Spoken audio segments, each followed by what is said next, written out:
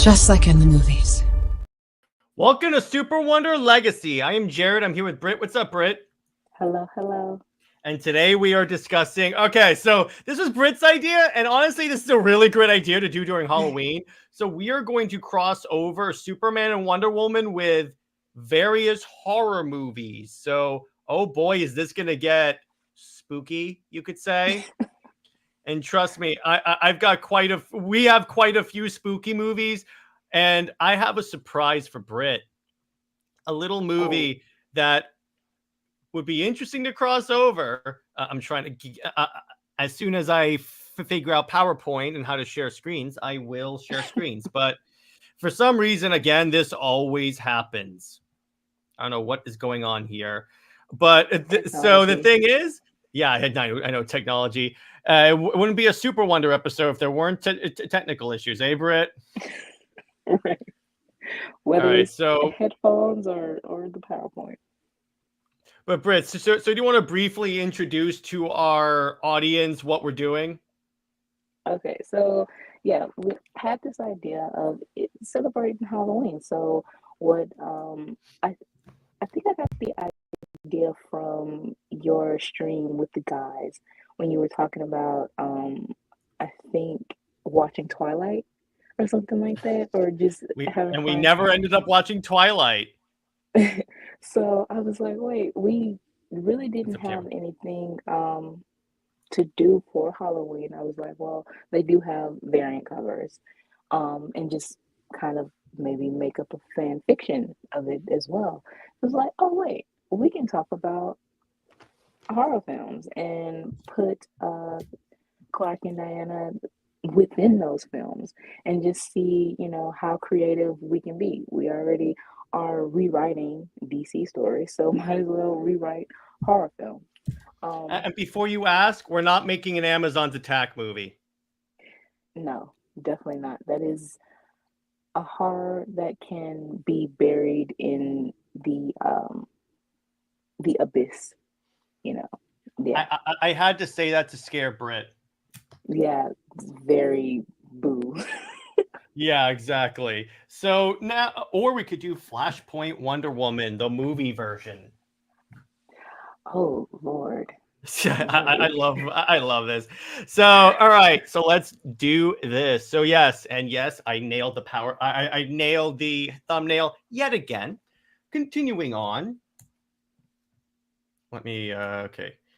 So yeah, so we're going to put Super Wonder in various horror movies, some known, some unknown, some new, some old. It's kind of a way for us to really stretch our creative minds and figure out how could we fit these Super Wonder into this, because we kind of, it's kind of funny, Britt, this is similar to when we put Super Wonder in Spawn and Halo and all that. All right, or in animes, it's just having fun, and it shows how they can go into these different genres and you can have fun with them. These characters, especially with how DC is right now, is so stagnant. Even though they are trying to do the Halloween specials or the holiday specials, it still feels so it lacks the interest. It's no fun in it, even when reading it. They did start their horror. I guess it's a mini series. I would say that the Wonder Woman story with Donna was okay. It was, but other than that, it was just very uninteresting. And I think also, by the way, speaking of horror, I picked up at my comic book store the Green Lantern Dark Elseworlds. Yes. So there you go. That's horror. Or you could just watch Joss Whedon's Justice League. Or Wonder Woman 1984. That's horror enough. So, or you can also read Tomasi's Superman run. Oh, is that scary as hell? Or Tomasi's entire Superman run. All right. Or you could just read any book other than Green Lantern and Batman that's in DC Rebirth. Or here's the scariest one, Britt. You could read Tom King's Wonder Woman. Oh my God, now that is scary. By the way, we will be reviewing Absolute Wonder Woman at the end of this episode, so be on the lookout for that. So let's do this. So first up, Carrie. Yeah, so okay. So I picked this one because it is a psychological thriller, and it's about, abuse, and with the the protagonist or antagonist is, of Carrie going through, this emotional roller coaster as a young girl. And with Wonder Woman, being this female empowerment, and she is the one to protect, young girls, I just thought, well, maybe that will be something that will be interesting to weave together. So the movie Carrie, if um, anyone doesn't know, is from 1976 adaptation of Stephen King's horror novel, and a lot of the um, movie adaptations, I realized when I was looking them up, it's a lot of Stephen King. He I made a didn't, lot of horror movies. yeah. So it's a withdrawn and sensitive teen, Carrie White. She faces taunting from her classmates at school and abuse from her mother at home. When strange occurrences started happening around Carrie, she begins to suspect that she has supernatural powers, which again, it goes into the elements of, honestly, I didn't think of this, but you can have like the Justice League Dark within this too. Oh Um, yeah, like Zatanna and Constantine also show up. yeah. When Carrie tries to let her guard down, things become dark and violent. So the crossover. The story begins in the small town of May. Mhm. What you could do real quick is make it like Clark and Diana, or like as Superman and Wonder Woman delivering a speech at Carrie's school. That is interesting. Yes, because Diana, being the ambassador, she would go to different schools, and also an educator. She would go to different schools and have like these uh seminars. We may actually need that for the Shelterverse, Brit. Of course. Go ahead, write it down. Write it down. That's one idea for me. Hey, what's up, Cameron? Hey, what's up, Daniel? How you doing, gents? All right, so continue. Okay, so Clark and Diana are drawn to the series of unusual telekinesis disturbances. So what you just said, we're going to switch it around to them going on a trip or a school program, a seminar, and they investigate the unusual murders that's going around. Diana, I guess, at the seminar, she witnesses Carrie being bullied, and she tries to talk to her and her mother. Of course, her mother is in denial. She's, being a little bit antagonistic, so that makes things a Oh, little bit Brit. things a We little can bit also have difficult. Clark. We can have Clark flashback to him being bullied when he was a kid in school. See, we are making this more. I mean, I guess the horror element is how like the unaliving happens, then, but this is more kind of like a thriller drama tearjerker we're making it out to be. In other words, it's a CW show. Yeah, I Yeah. think Hey, what's I up, think Brown? CW did try to do reboot Carrie into a show. Sure, they did. It's like when they rebooted Archie, but gave everyone superpowers. Oh, and made it.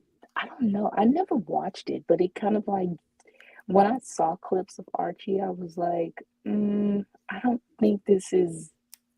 I don't know what this was actually. Honestly, Britt, I have no idea. And this is coming from a guy, which, by the way, my first actual comic books were Archie comics. You could say I've kind of been a little bit of an Archie guy because Hmm. at like the food store that they had the magazine rack, and my mom would buy me one of those digests, so I would read those. So I'm like, okay, this is more mature Archie. I'm watching this, and I'm like, what the hell is this? Yeah, And then I see, CW. and then I see CW, and I'm like, oh, that explains it.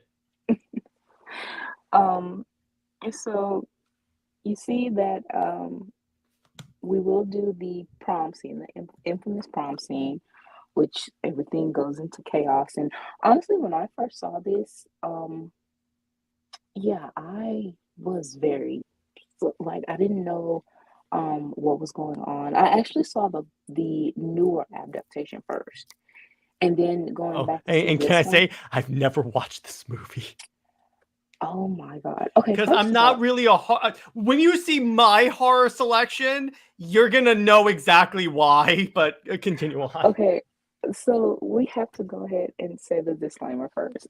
I am not a horror fan at all. I will honestly, I will watch horror films in the daylight. I cannot watch them at night Oh, because Brit. I am such. Back when I lived in Atlanta, my buddy and I watched all the Alien movies one night, and driving back, if anything like moved in my peripheral vision, I was like, "What the hell?" Exactly. I am a scaredy cat. I think the only thing of why I chose this list is pretty much of classic horror films Mm-hmm. is because with watching the newer versions, it's kind of like it's more graphic and it's more like it seemed real. So Yeah, it was kind of like, you know, but the older versions of the horror films, it's kind of like, oh yeah, you can tell this is fake blood. But this, I would say that Carrie actually was the older, this older one is much, much scarier mm-hmm. than the newer adaptation. The newer one seems, you can tell that it's fake. So this one, yeah, it scared the, yeah. It's So, like okay, yeah, because I'm not again. I mean, I play Dead Space occasion. I play horror games. It's just for some reason a lot of the horror movie. It's not really that much of fear. It's a lot like I'm like this is fake, so it's not really appealing to me. I mean, for me, you know that it's fake, but it's still kind of like that. I don't know. It's still an element where it's kind of like this is. I think it's the jumping factor too. It's a You jump. know, I can always the tell when jump there's a jump scares. scare. It'll go ridiculously quiet, and then it'll happen. So I'm like, okay, bracing myself. Oh, okay, it happened. And by the way, Brown says, isn't Carrie supposed to be an '80s movie? And never watched it though. I mean, if it's in the Um, 1780s, it's well within next age bracket. but I, see, I have to because he's old. You're watching this, Nick, old man. I believe that this one is actually in the late 70s, but they had multiple adaptations of this. So it probably was one in the 80s. It was one in the early, I think it was the early 2000s. So they've had multiple adaptation of this novel.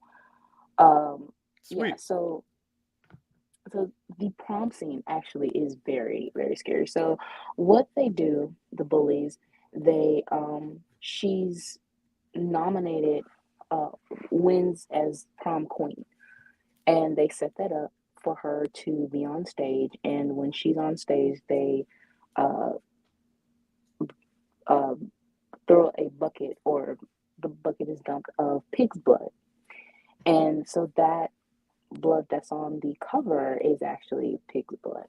And so because she gets laughed at and everything, and she's humiliated, her she just goes wild, and things start happening. The school building starts falling apart. You know, people start getting thrown into walls and stuff like that. So yeah, that was very. So it's an I would average say, day in American high school, is what you're telling me.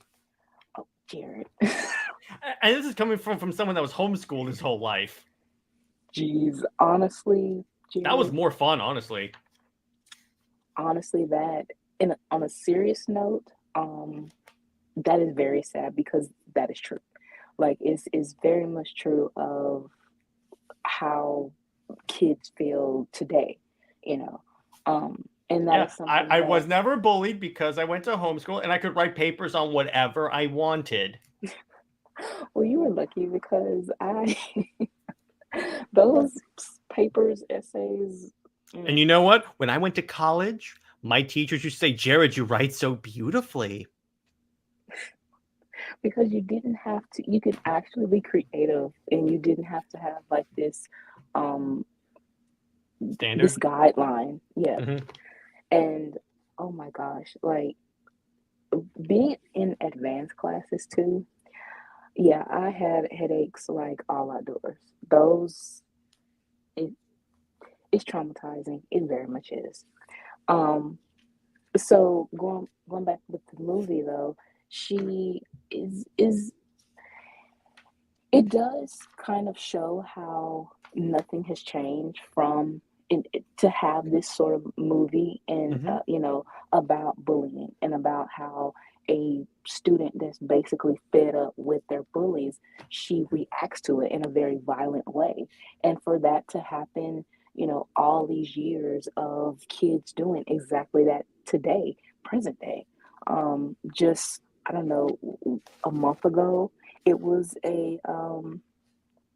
it was violence at a school.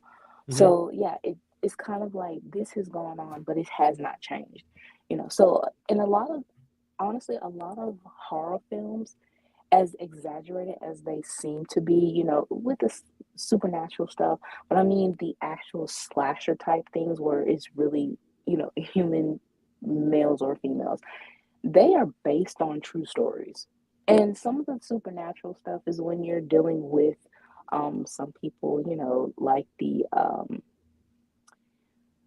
if you believe in, witchcraft and all of that, that happens too. You do have like paranormal stuff happening sometimes.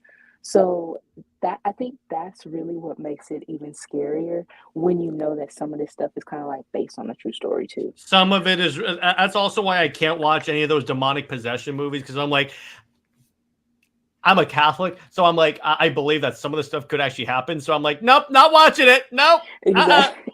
uh. But Brown says, talking about 80s, what if Brightburn was in the Omen universe and met the Devil Kid? Oh God. Oh, If the Omen jeez. existed, that would be a scary scenario. But you see that like at the end of Brightburn, they have like this Alex Jones character talk about like two other horror things, a fish man and then a witch that uses a cord to choke people. Yes. I wonder what else they're setting up. Oh, the Dark Justice League. Or maybe just James Gunn's real version of how he sees DC characters. Sorry, continuing on. Oh my God.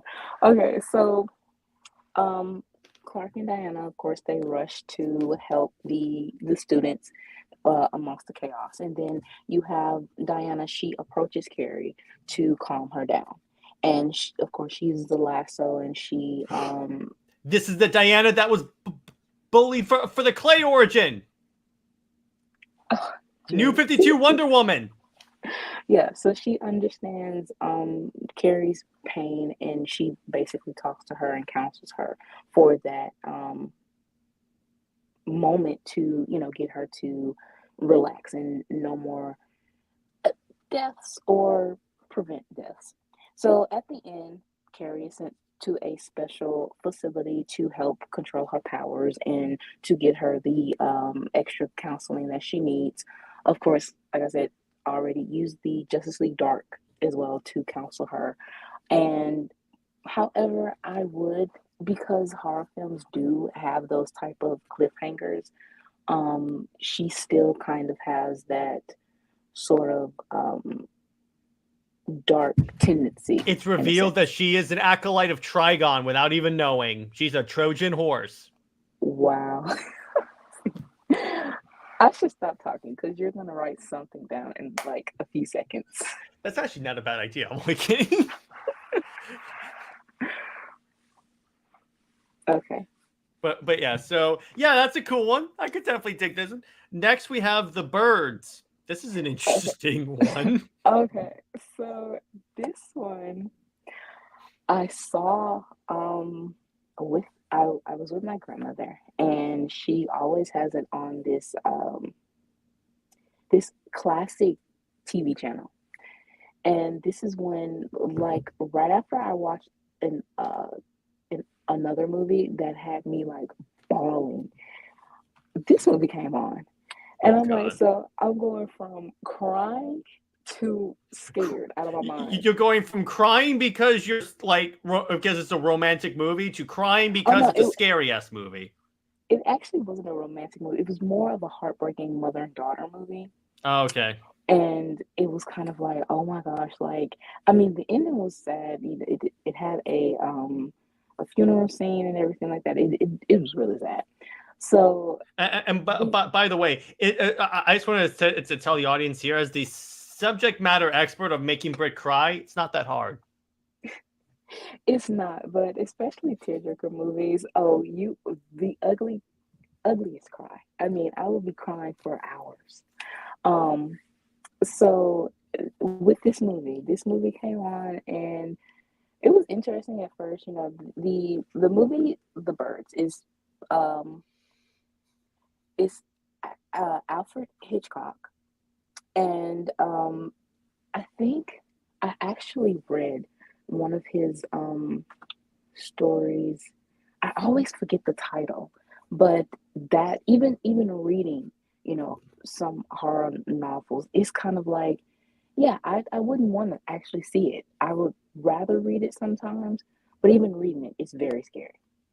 So, with this, it's about a woman who goes to Bodega Bay, and she's looking for lovebirds at first, and she meets this guy. They start hanging out, and all of a sudden, these birds, ravens, start having like attacking people, basically. So within the crossover of this movie, Clark and Diana,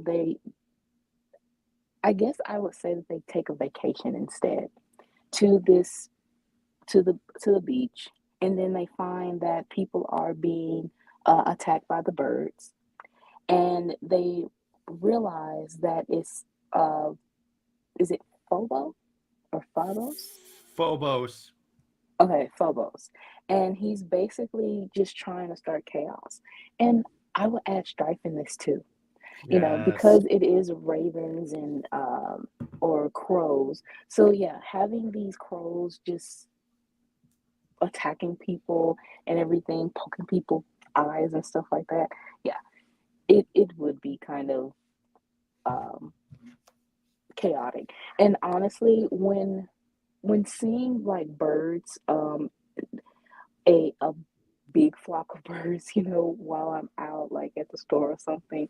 Yeah, I'm reminded of this movie. So I do not want to see a big flock of birds just above. I don't. And what you can reveal at the end of the crossover is that one of the birds flies away, one of the ravens. Turns out it's Odin setting up our rewrite of Immortal Beloved. See, that's why I gotta stop talking because you're probably gonna want to write this actually. um, so of course they deal with strife and everything, and they want to know like what is the point of having these birds like attack people, and it's basically, you know, of course the gods, they just want to have fun and use mortal people as kind of like these little guinea pigs or something, you know, because they're bored. But yeah, this movie, um it was just because it was so, if you watch the movie, you can tell that the birds are fake. They are kind of like, at some point, you can tell that they're on a string and they're not really kind of like, they're puppets. So it was somewhat funny, but then also to see that big flock of birds, it was, yeah, very disturbing. Yeah, exactly.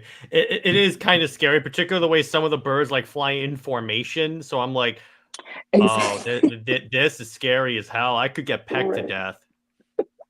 And that's exactly what the movie tried to portray, of the puppet birds pecking people. But yeah, like I said, you can tell it's fake. It's just the fact of at the end of the pecking and you seeing like the people with the blood on their face. It's kind of like, oh, you know, I forget that that's a fake bird. Hmm. Yeah, kind of. And then you realize, oh, it's an old movie, so of course you can remember this. Then we get to this is the easiest one for Super Wonder to avoid. Chucky. Clark is gonna kick this thing like a field goal. Yes, it's definitely He just kicks it and it goes, ah! And then Clark looks at whoever made Chucky, is like, you didn't even give it a kryptonite knife? Yeah, this was actually very fun because I was watching the um the newer version of Chucky, and just the way that I guess the dialogue and everything, and how he acts, it was kind of like, yeah, he would very much be very sexist and misogynistic and everything, Particularly toward towards Diana. Diana. Yeah, Yeah, exactly. very much so. And Diana would either want to pop his doll head off, or Clark wants to kick him, you know. Diana goes, you see, you're an inanimate object, so no one's going to care if I snap your neck. Exactly. So the first adaptation of this is Child's Play. It's an American slasher franchise, and it mainly focuses on Chucky, a notorious serial killer who frequently escapes death by performing a voodoo ritual to transform his soul into a doll. The original film, Child's Play, was released in 1988. So I thought that what better way to put this together too was Toyman. It's kind of like, okay, that's actually, and you actually use a Superman villain. I appreciate that. yes, it was pretty much a no-brainer. I mean, Toyman and Chucky combining with them, and what made me think of Toyman too was the scene from Justice League when he makes Superman vanish. Air And quote, he Diana, kills Superman, and well, yeah. and Diana, when he says Superman goes bye bye, and then Diana, like, she's, um, honestly, that was the most accurate type reaction that Diana would have, and But she wouldn't need Flash to hold her back from popping his no, head. exactly, no, she wouldn't do that. It was just Even the though I fact of her. appreciated, by the way, it's kind of funny. When Nick and I covered that episode of Justice League, I was like, this is the most Super Wonder thing ever. I wonder if Bruce Timm is trying to call for help. Help! Well, I'm trying to escape Wonder Bats. It was just her reaction, and how, you know, that was still very much her. And it did feel like how she would care for him, and, you know, something like that. But yeah, if that would have happened, just those scenarios, it just seemed like a very fun crossover. And like I said, the dialogue between Chucky and Toyman, and how um Toyman basically sounds like a toy in a sense, and then you have this toy that is a human man and very much vulgar. And seeing Diana, yeah, it would be. I got it. It's a toy that's being puppeted by Dr. Psycho. So we're just Hence, gonna have. it's misogynisticness. Oh no, Dr. Psycho dies, and his spirit is infused into the doll. Wow. I mean, that's very DC, hire us. I'll write you a whole line of crossover movies. That would be very interesting, actually. Except this is the funny part. He's just a doll. So Diana's like, why was I so scared of you? And then Clark goes, he's holding him up like a baby. He's like, look, Diana, he's kind of cute.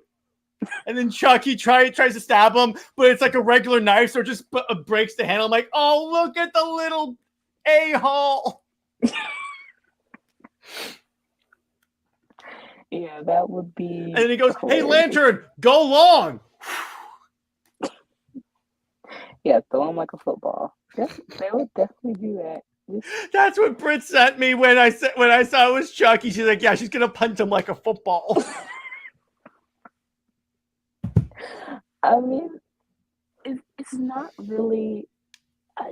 That's why I wanted to put another type of villain in the story, because with Chucky, I just don't think that it would be that hard for them to defeat him. It would just be kind of, they will mostly be annoyed at his vulgarity. That would be it.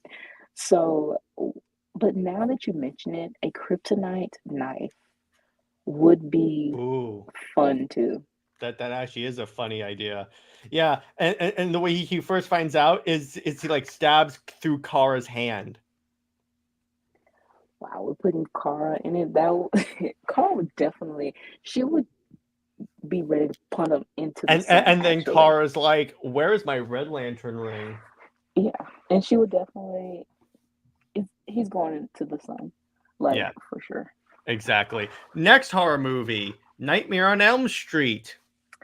So here, this one I was not scared of. It was more so the backstory. Mm-hmm. So this is Nightmare on Elm Street, Wes Craven's classic slasher film.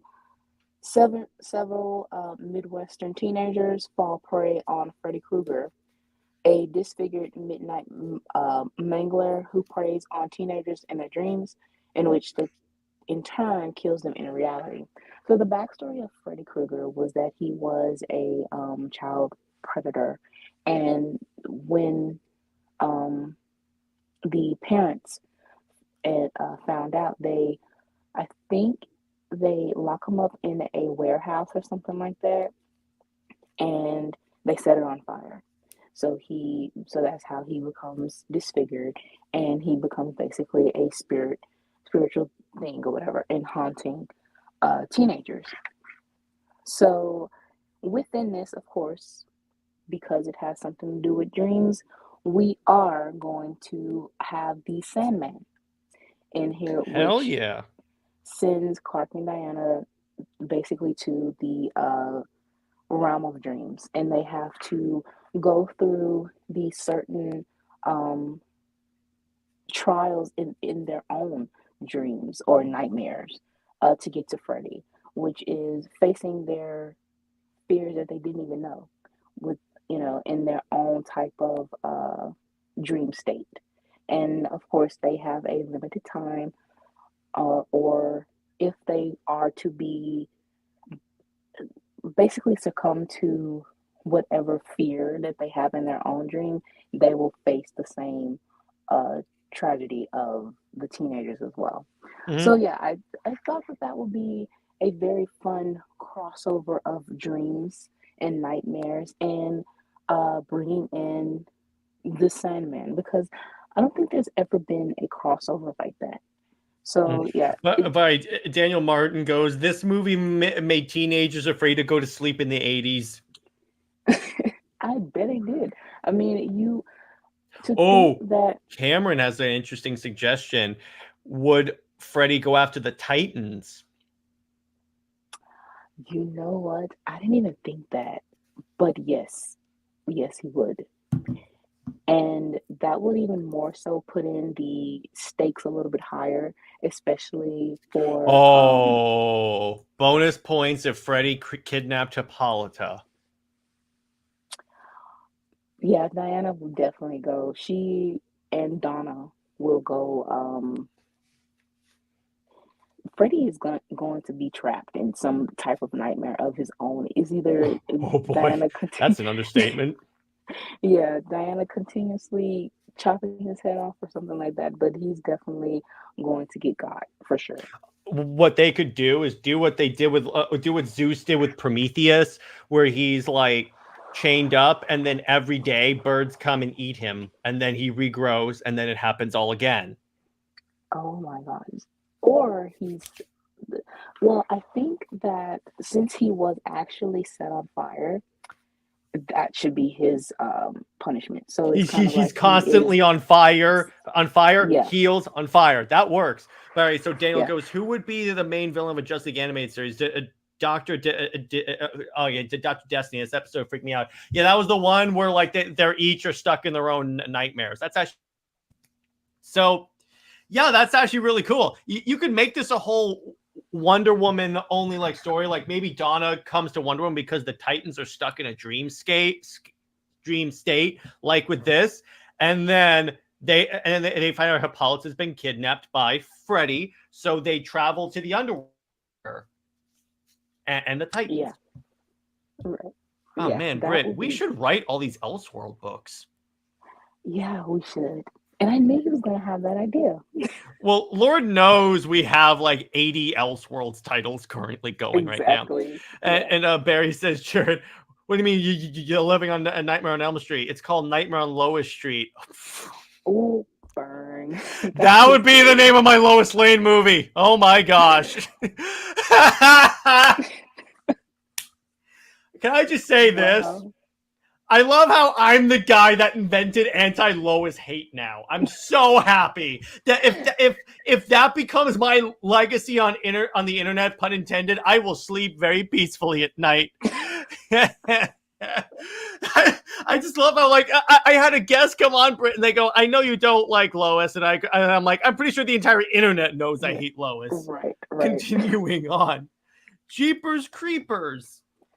Okay, so this film was very creepy, very much so. I saw it about a year or two after the original came out, which was in 2001. And what it's about is basically the Gina and Justin, well, the actors, they are siblings that coming home from spring break, and they encounter a violent truck driver, and the film is based on a 1938 song, and the song is very creepy. The song itself is creepy. So when you add on to have a film about the creature, yeah, no. I am honestly, I don't even know why I brought it up because no, you I don't have want to an listen to a idea. song. So they fight the Jeeper creature, whatever it's called. The and creeper. yeah, they fight the creeper. So as they're pushing into the portal, a red lasso pops out, grabs him because the portal is actually a multiversal portal from Absolute Wonder Woman and pulls him through into hell. Wow. Yes, I just made I just made a horror movie, a triple crossover. Yeah, you did. That was actually really good. Well, so I mean, you basically told the ending, but let's start from the beginning. Okay. So the crossover itself, the story takes place in a rural town, where the creeper, a demonic entity, emerges every 23 years to feed on human body parts. And yeah, I think it's like 3 films of this, and of course, each one is even more exaggerated and ridiculous. Um, but I remember watching, I think it was the sequel, and it was actually funnier than it was creepy, but also funny because the reactions of the actors that are kind of like running away from the creeper, or they were no, it was actually a group of teenagers. I think they were in a high school or something, but they were on a school bus, and the bus is broken down on purpose, of course. And while they're in there, he's kind of like tormenting them, and they're trying to stay in the bus. Um, and just the reactions and the one-liners of how they talk about the creeper is, yeah, is more funny. It's funnier than scary. And I honestly, I would think that probably Hal Jordan would make a joke about Batman. And he would basically be like, is this who people see and think this is who Batman is? Or he could Because, say, "Hey, Bruce, I see the family resemblance." yeah, he would definitely say something like that. Yeah, this would honestly this would much more be funny for the Justice League to encounter. And then the So, Creeper's like, "Aren't you scared of me?" He's like, "Brother, we fight Darkseid." yeah. Well, honestly, the Creeper, I would say, I don't even think it talks. It just kind of like motions in a sense. Or it's And like, no, it's motion. It's like, yeah, dude, we're the Justice League. We fought worse. so, well, you And, already have and Superman's like, "I was married to Lois Lane." Jared. I had to. I had to. So, so while you added the absolute universe of that Diana pulling him into hell from that universe, I had the idea of putting him into Tartarus with I want to say, is it Hecate Hecate is what I've or heard. Hecate? Okay, so yeah, Diana calls for her help, and honestly, a lot of these that I chose, I wanted to kind of like bridge together either Clark or Diana's villains. What villains make sense, or what other type of entity that will can assist Clark and Diana, or will work uh kind of team up with this certain villain within the horror film. Yeah, exactly. And that honestly works because there's so many like horror movies that you could just take as like the gods playing pranks on people. Oh, Yeah, Barry Allen. Imagine it the reveal that the Jeepers Creepers is Solomon Grundy or they're connected. that would work. Honestly, that would work because I think it was the third film actually that was very weird. It was very low budget, but you can pretty much put Solomon Grundy because it was I think the main setting was a graveyard. So yeah, that definitely works. Next up, Children of the Corn. Okay, so this I actually have had this idea um for about a year with watching this. It was on Sci-Fi, the channel Sci-Fi, and I, uh, after watching Krypton, I think I was trying to watch an episode of that, Krypton is a good show. and yeah, so I saw this and I was kind of like, oh wow, what if Clark and Diana, did take a trip, to a festival, and I've just had that idea. So here it is. Um, so Children of the Corn is Stephen King, another Stephen King novel, and in 1984. Uh, well, the novel is 1977, but the film was 1984. Oh, that is very scary. 1984, Wonder Woman, 1984. Oh no. Oh no. So it's set in the rural town of Nebraska. Brit, The don't film, scare me like that again. the the the film tells the story of a malevolent entity that refers to he who walks beyond behind the rows, and of course the rows are pretty much the cornfield, which insists the town's children to ritually murder all the adults, as well as a couple driving across the country to ensure this a successful corn harvest.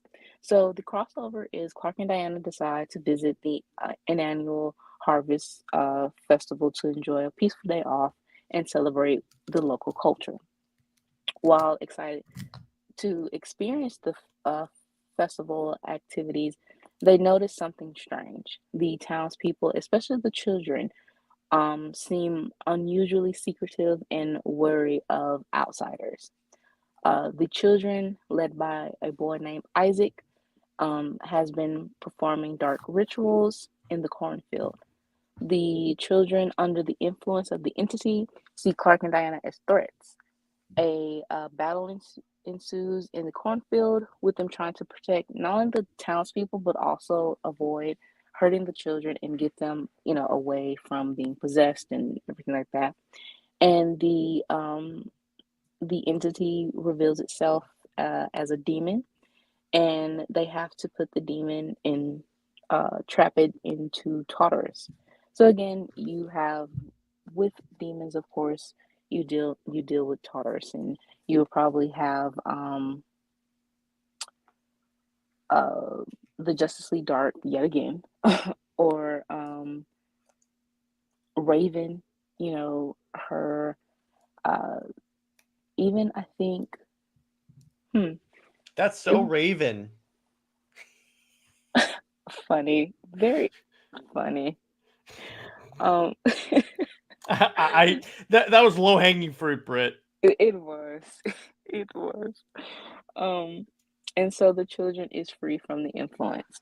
So yeah, I think we could use Raven for not that Raven. We can use DC's Raven. No, we use that. That's not Raven. Raven. That'd be so good. Yeah, but yeah, I just think honestly we are probably going to do these stories at some point. Oh, we definitely will, Brit. We definitely will. So yeah, so that's a good one. I like that one. Dracula, honestly, you could really do because they've done many like crossovers with Crossover. Dracula, like Batman Red Rain, or technically you could kind of argue the current DC vampire story is kind of Yes. that. Yeah. And have the element of sexiness to it. So with Oh Dracula, yes. um, he is so it was created by Bram Stoker, and it has multiple adaptations in multiple medias. It was uh, the first novel is was based in 1897, and I guess it was the first film was in 1992, but I think it was others within, of course, years before then or decades before then.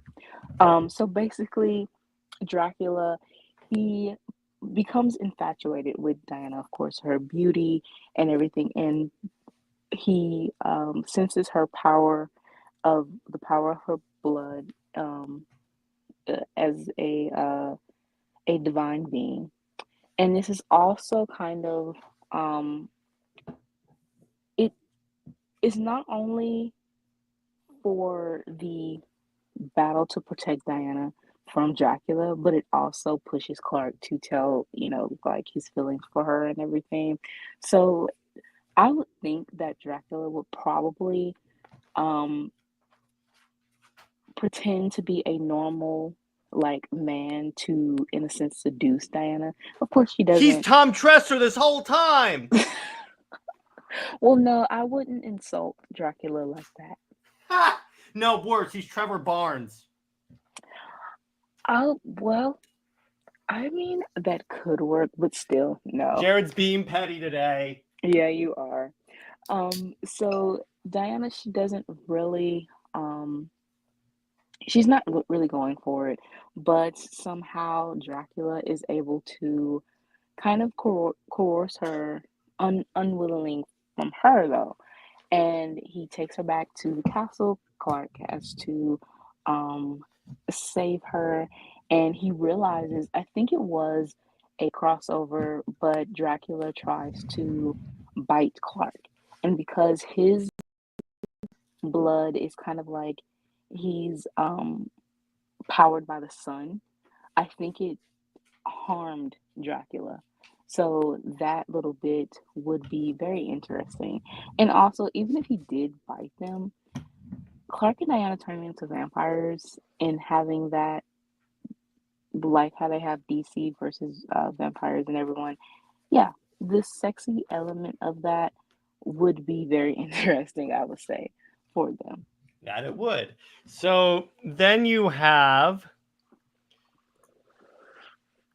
the Addams Family. And then, by the way, after this, we get to my movies. Yeah, I'm very interested to hear the movies that you picked. Oh, trust me. I have one that's terrifying. Continue on. Oh, by the way, Cameron asks, would Clark seek out Bruce for help?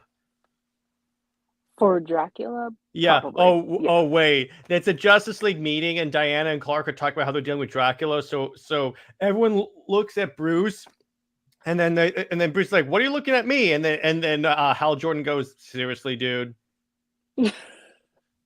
You're a bat. Yeah, you're literally a bat. Bats are Dracula's thing. And then Billy Batson comes up with the plan. He's like, "Oh, I saw in a movie. You just got to like stab him in the heart with a stake." Does no one watch movies? Or put garlic around your neck or something like that. Okay, so with the Addams Family. Oh, with the garlic, they could say, "Hey, Ollie, just make him some of your chili." That would work too. And then Ollie's like, "Hey!" And wasn't it an Addams, like it was extra spicy too? Mm-hmm. Or in the Justice League action show, when Clark and Diana had their date, and it was like they had the garlic risotto. Mm-hmm. Yeah, and yeah, that was actually, we can tie that together of even that funny little episode of how repulsed they couldn't have their first kiss, Mm-hmm. within that. So Dracula is of course trying to break them apart, or he senses that they have this sort of entanglement, and so he is the force that's making them not be able to have their first kiss, because Under of course. orders of Lois Lane. And by the way, Daniel, I was only making that because I'm not a Disney kid. Trust me. Continuing on. Yes, you have to be, because I mean, no one really would. I have a buddy that used to watch all those Disney Channel shows. Sure, Jared. Yeah. Yeah. Oh. So the Addams Family. It's a fictional family created by the American cartoonist Charles Addams. They originally appeared in a series of 150 standalone single panel comics, about half of which were originally published in the New Yorker between 1938 and their creator's death in 1988. They were since then adapted in multimedia, television, film, video games. I didn't know there was a video game, comic books, musicals, and merchandise. And you can see the newest adaptation, Wednesday, which is very much CW feel more than. No kidding. But the main actress, she said that they want to change it to be more accurate to how the Addams Family, supposed to be. Mm-hmm. Instead of the teen drama, it's more like the elements of how whimsical and just more of the family within the show, which that makes sense. That works. That works. So the crossover. So this is a very weird, like, you're jumping in another realm type thing. So Clark and Diana find themselves in an eerie, whimsical world of the Addams family when a mysterious force threatens both their worlds. The heroes must team up with the quirky family in order to uncover the source of the disturbance and restore the balance. So basically, both of their worlds will combine together. Um, and honestly, I think what made me think of it as a world combining was that I think it was a cartoon, but how they would go into the TV or something and kind of like change uh their if say if a real person were to go into TV and turn into a cartoon. So that's basically what I thought with this. It And works. so Clark and Diana, they are seeing this family, and it's not really, it's interesting to see them how they are, but because they deal with the supernatural and everything, it's more so how goofy they are as a family.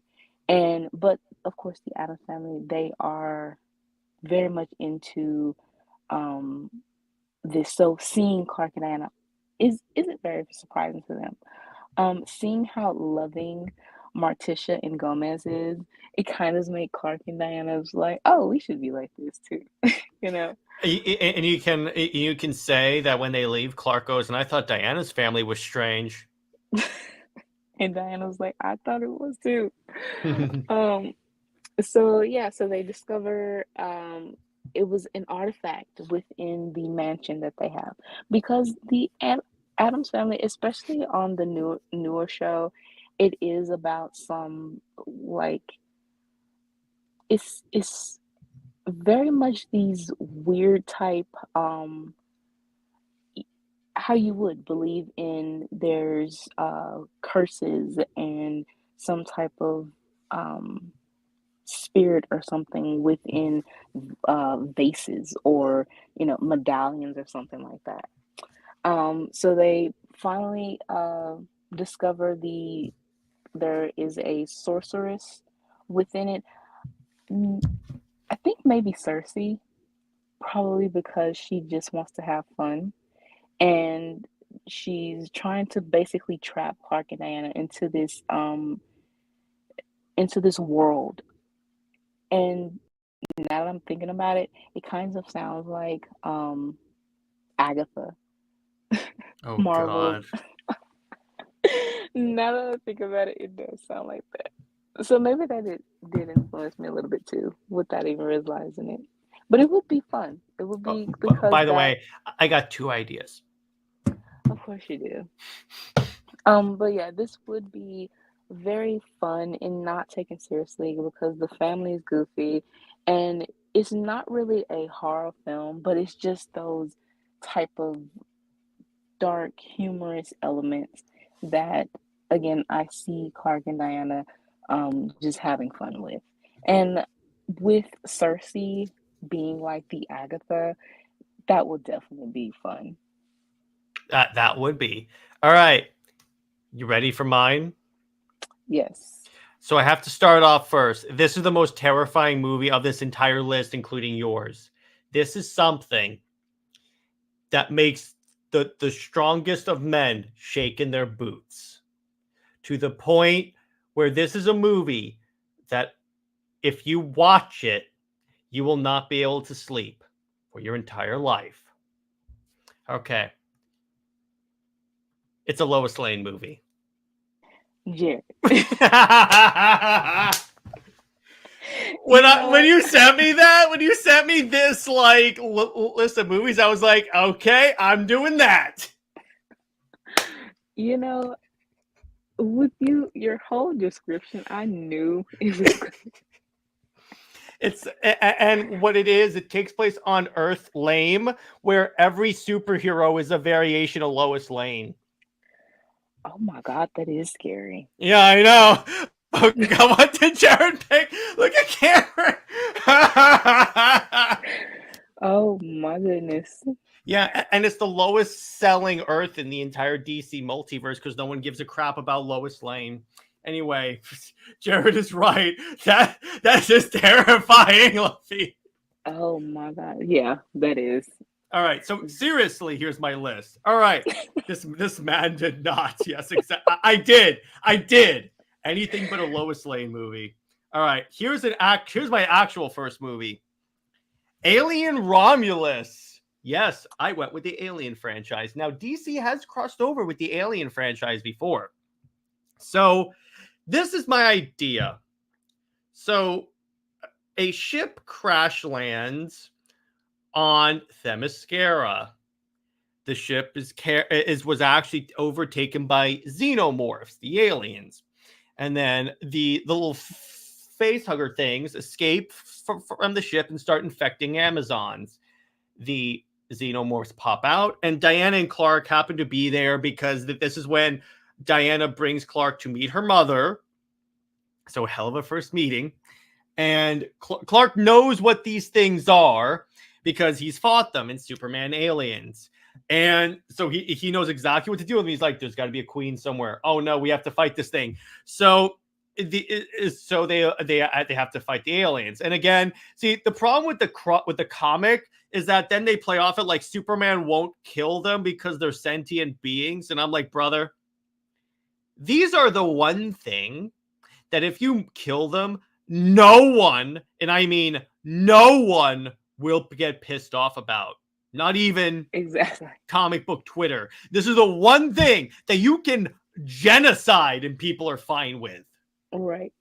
But anyway, so I really, so the idea here is that it's essentially they have to keep them from escaping the island because if the xenomorphs take over Earth, it leads to the apocalypse pretty much. And yeah, and that's, and in case the xenomorphs can go underwater and swim, that they are like the most perfect life form. Oh, geez. Yeah, that is scary. No. Yeah, they can do that. Oh, and we would have this thing where Lois Lane is there studying like for an interview, and the aliens just leave her because they realize she's not worth implantation. I'm on a roll tonight. Yes, Daniel Martin. Aliens versus, because Brit, they're doing this with the Avengers and Marvel because Marvel owns the license to aliens. What they're doing so in the Marvel universe, one of the alien races just drops a bunch of pods on Earth, and then months pass, the xenomorphs completely take over Earth. Oh no.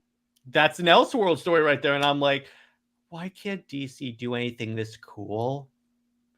I'm like, that works, and the heroes have to fight them as like a resistance movement, if you will. It's really cool. Plus, Aliens is one of those franchises that you can do anything with them because you don't have to do anything with like characterizing the aliens or anything like that. Aliens ignoring Lois because she's so gross is perfect. Yeah, exactly. So, because with the aliens, they're just rabid animals, and you can even make it. I'm gonna take a lesson from Brit. They were unleashed by Hades. Because what will retcon is that the xenomorph. So what happens is that every 100,000 years, Hades decides that it's time for a culling. So he just unleashes the xenomorphs on Earth. And Themyscira is the portal because you know how it's been some continuities where the Amazons guard the gate to Hades? Right. That's why. They thought they were supposed to like be jailers, but no, they're just maintaining the portal until it's time to open. That is very interesting. Yeah, DC would never have this creative. They would never do that because it's too good of an idea. Right. There you go. And then Green Lantern, we can also have Green Lantern show up because Green Lantern also fought aliens, and he's like, oh no, because he knows what things are about. So it's kind of funny is then the Green Lantern aliens crossover. The first part of it takes place before Hal became Parallax, so they don't want to kill the aliens, but they have to put them somewhere, so they just put them on the surface of Mogo. Wow. See, you already have a whole crossover going on here. Yep, there you go. I'm doing DC's job for them. And honestly, because I also really love Alien Romulus and the Alien franchise in general, and I think that DC with Alien's good. There was this scene, so Superman gets impregnated, but he's like depowered. So he's like, I gotta get to the sun before this thing bursts out of me or I'm gonna die. So what he does is he just jumps into space. So the sun, and he absorbs the sun. As the alien is trying to burst out of his chest, the alien just dies trying to burst out of his chest.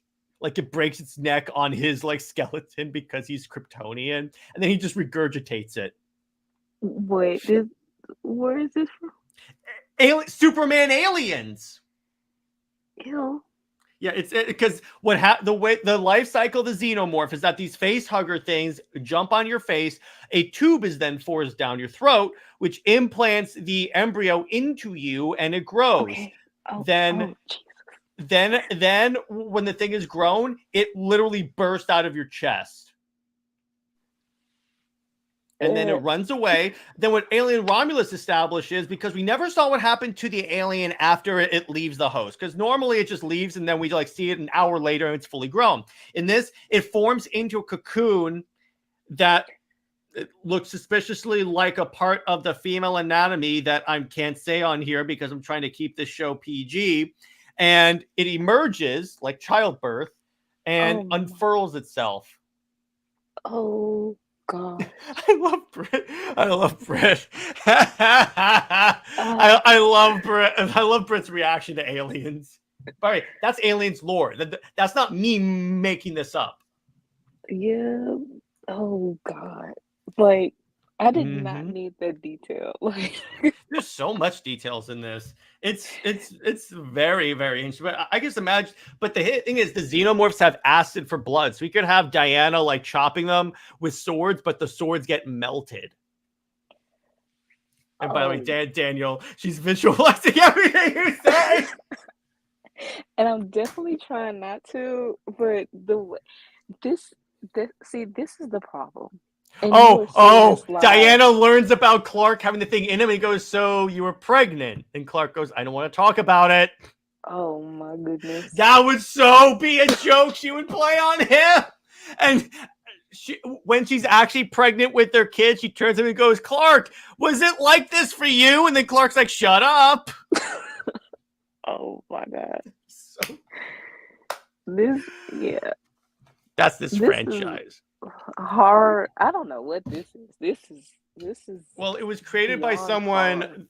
So the alien creature is designed by an artist named H.R. Giger, and his art was basically about like screwed up human bodies, and the xenomorph is one of them. So yeah, it's kind of yeah.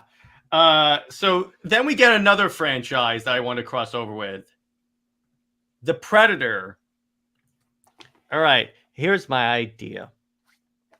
So Diana's returned to Themyscira just to visit her mother. Then the gods show up and say, okay, we've arranged for a challenge to approach you, Diana. You must face this without your powers. And you must prove to us that you are a champion without the power. So they depower her. She's allowed to have a sword and shield in her lasso and everything, but she doesn't have strength, flight, or anything like that. So this challenge approaches. A predator ship lands and then starts killing Amazons. And Wonder Woman goes into the jungle and essentially is hunted by this thing because the predator, which you have to realize, the predator also has a cloaking device, laser cannons, arm blades. It ends with Wonder Woman getting into a sword fight with the predator. That's very interesting. That's much better than Aliens. Yeah, and the thing is that the predators also have a sense of honor. So it's like, and Diana picks up on this. So when she kills it, she gives it a warrior's funeral. Oh, that's much better than Aliens. I Lot would of definitely respect. watch this. I would take this. Yep, exactly. It's essential, and it's essential. And then what's interesting, then Diane. So here's the cool thing about the Predators. If you impress them, you basically become like a member of the pack, if you will. So they mark you with the blood of your kill. So the Predator was being observed this entire time because this was an initiate Predator trying to like earn its space into the clan. So when Wonder Woman kills it, the elder Predator essentially holds up his hands to say, "I'm not a threat." It marks Diana with the mark of its clan, and Diana essentially is welcomed as a Predator. Yeah, that's interesting. That's much better. There you go. It's not even horror though. That's It what's well, good did I about it. mention that part of the Predator like No, trophy don't mention killing it. is Oh it my god. skins the bodies Okay, never mind. and leaves like the de-skinned body hanging from trees. Never mind. Never Yeah. mind. Yeah. Never By the mind. way, they did a Predator Wolverine crossover where one Predator has been hunting Wolverine his entire life. Really? Like it looked. So what happens is, so it Wolverine first encounters this Predator in like this, and I think the colonial times. And he like dishonors it, so it has to hunt him for its honor. So it keeps coming back at significant parts of his time, including when he was captured by Weapon X and had the adamantium put in him. So what the thing does is it has this little juice that it pours on bodies to dissolve them. So it pours it on Wolverine, but it dissolves him to a skeleton, and it brings the skeleton with him. Then Wolverine's skin slowly heal back, and then it just jumps off the ship. Then it's discovered that that helmet that Wolverine wears when he breaks out of the facility, that's a Predator helmet actually. So they essentially retcon all this. And since Marvel owns the Predator license, they can make this canon.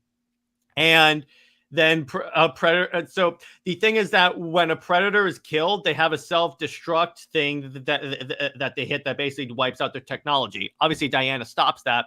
But so what Wolverine does is he essentially hugs the Predator to him and absorbs the blast. It is so badass. Wow. And currently they're doing a Black Panther Predator where there's a Predator like brother team that are trying to compete for the approval of their father Predator. So they're trying to steal vibranium. Oh, I need to read that now. It's so good. So good. And so that's essentially Predator. Yeah. So it's sci-fi horror. See, that's what I do. I don't necessarily watch horror. I watch sci-fi horror. I would honestly take that, except for Aliens. I would honestly take sci-fi. One of these days, Brit, I'll get you to watch Aliens. No, not with that description. Oh, did I mention what happens at the end of Alien Romulus? No, I don't think no. So what happens is, so yes, Cameron, Marvel owns Predator. All right, so the worst thing you can be in an alien movie is pregnant. All right, here's why. So Not this the babies. Come on. Okay, it gets much worse. So in the prequel movie Prometheus, there's this. They're introduced to this black goo that if you consume it, it rewrites your DNA. So one of the people on the ship is injured, and then the android basically says, "You must inject her with that because it will definitely heal her." It does that. I mean, she does that, and yes, it heals her. Then when the movie's about to end, this way aliens movies normally end. When it looks like it's going to end, something happens. All of a sudden, you get a beeping, and then all of a sudden, she's like dramatically more pregnant. Then she gives birth to a seed. Inside the seed is a xenomorph human hybrid that has the body of a xenomorph, but the head of a human. And it's all pale. It is the scariest thing I have ever seen. And when you first see it, it's like this. I don't even want to see ah! In the movie theater, when I saw this movie, literally the entire theater went, "Oh, hell no!" I would say much more than that. Yeah, exactly. There you go. So then my last film is Spawn. Now with this, Okay, this is very interesting. Superman is possessed by one of the Spawn entities because there's multiple Spawn entities. And he's being used as an instrument of destruction by the devil. So Wonder Woman, maybe Constantine, and Al Simmons Spawn have to actually like team up to stop Superman. Now, by stop him, Wonder Woman needs to like save him. And this would be my version of doing like a more horror version of Superman Doomed. Because what the Spawn is supposed to do is pave the way for an invasion by hell. And obviously, the devil looks and sees, okay, Superman, if I infect him, not only does he have the Spawn suit, but he has Kryptonian powers. There you go. Okay, yeah. That would be very interesting. I don't know why. Of course, DC... and then the line is, so Diana wraps him in the lasso and is trying to get through to him, and then she goes, "You are not an agent of hell, you are an agent of hell." Aw, that is a good line. I got Brit. There you go. Yeah, I'll take that. You did. Actually, she goes, "No, you are not supposed to be an agent of the darkness. The House of L stands for light, hence the sunlight." Aw, see, there you go. This is why you get like 50 million cat gifs. Yeah, I'm expecting a few. And then, by the way, so what they did, by the way, in Alien Romulus, that whole alien human hybrid, that was actually played by a dude in a suit. It was a 7-foot tall NBA player. Well, he can stay away. I love Brit. I've now scared Brit from ever watching Aliens. Yeah, no. If I live action that, live review that, I would definitely have some words. Oh, true. Oh, yeah. It would be, yeah. I would essentially have like 80 like scared gifs coming at me. And cuss words. Like, yeah. Oh, and by the way, so what we could do is, so hell does invade, sends demons through. Then Wonder Woman says, "I've been saving this for just such an occasion." She takes out a giant ass sword. And then this is our absolute Wonder Woman. Well, absolute, essentially, we take the elements of absolute and say, like, this is her it's like how like Batman has the Hellbat armor. This is Wonder Woman's anti-demon armor. Anti-demon armor. She should actually have that. Yeah, yeah, exactly. Thank you. See, DC, hire me. I could fix your entire publishing line, starting with killing Lois Lane. Alien Romulus Crush Along coming soon in Comics League with Brit. Oh God, Brit. This movie scared me. Let me put it to you that way. It takes a lot to scare me. There's a game called Alien Isolation. This game is a war crime. So it's supposed to. So essentially, with this is supposed to replicate what's like to be in an alien movie, where you're being hunted by a xenomorph. The thing is, so you have a flashlight that has limited batteries. Brit, I ran out of batteries on my playthrough, and all you hear is like the alien just scampering around the area, and I'm like, okay, I need more underwear. It is terrifying. Although there is an Alien Predator game versus Predator game where you play as the aliens and you just murder people. Honestly, those two games sound like they were written by Tom King. The Sovereign's really a xenomorph the entire time. Yeah. Oh my gosh, Britt, that was good. Oh God. Oh my gosh, that is a Super Wonder legacy moment right there. Oh God, that is fantastic. It seems like it was written by Tom King. Everyone is depressed in those universes. Yeah, that is definitely Tom King's thing. That's probably why I'm so grossed out about it too. And Jared is on overtime with the Lois bashing tonight. Yes, I am. Well, by the way, Randy, that would imply that there's such a thing as too much Lois bashing. True. There never is too much. Now, no. Speaking of Wonder Woman versus demons, so now we're going to get to a little review section. By the way, drop in the chat, by the way, what horror movies that we didn't mention that you guys would want to do. By the way, so Brit, so obviously, as you can tell, I'm not that much of a horror movie based on the choices I picked, besides the Lois Lane movie, which I really think that would be very terrifying. But, so what'd you think of my list? Your list was fun, but at the same time, I will definitely stay far away from aliens. Predator, I could probably watch maybe a little bit, and Spawn would be pretty good, but and Lois, I would definitely stay away from Lois. Everyone would stay away from Lois. But I made that joke also because there was someone that actually asked for a Lois Lane movie on Twitter. I mean, it would probably make like $0, but watch, they make a Superwoman movie with Lois. Speaking of that, gender Brent Clark. So yeah, we'll get to that. But so let's start with a little positive reviewing.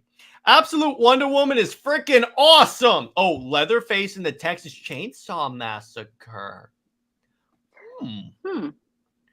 Okay, so what we could do is have it where so people are disappearing from Smallville. Clark goes to check it out with Diana, and then they find this. So essentially what Leatherface does is there's this one scene in one of the movies where he chainsaws off, or like he cuts off someone's face and wears their face. So like Joker did in yeah, except it's not his face. Well, also in the Joker thing, what happens is that after Joker discarded his face or like died or whatever, Joker's daughter found the face, wore it, and then ate it. Gross. Yeah, it's Scott Snyder. I'm like, what the hell is going on here? Oh, by the way, well, yeah.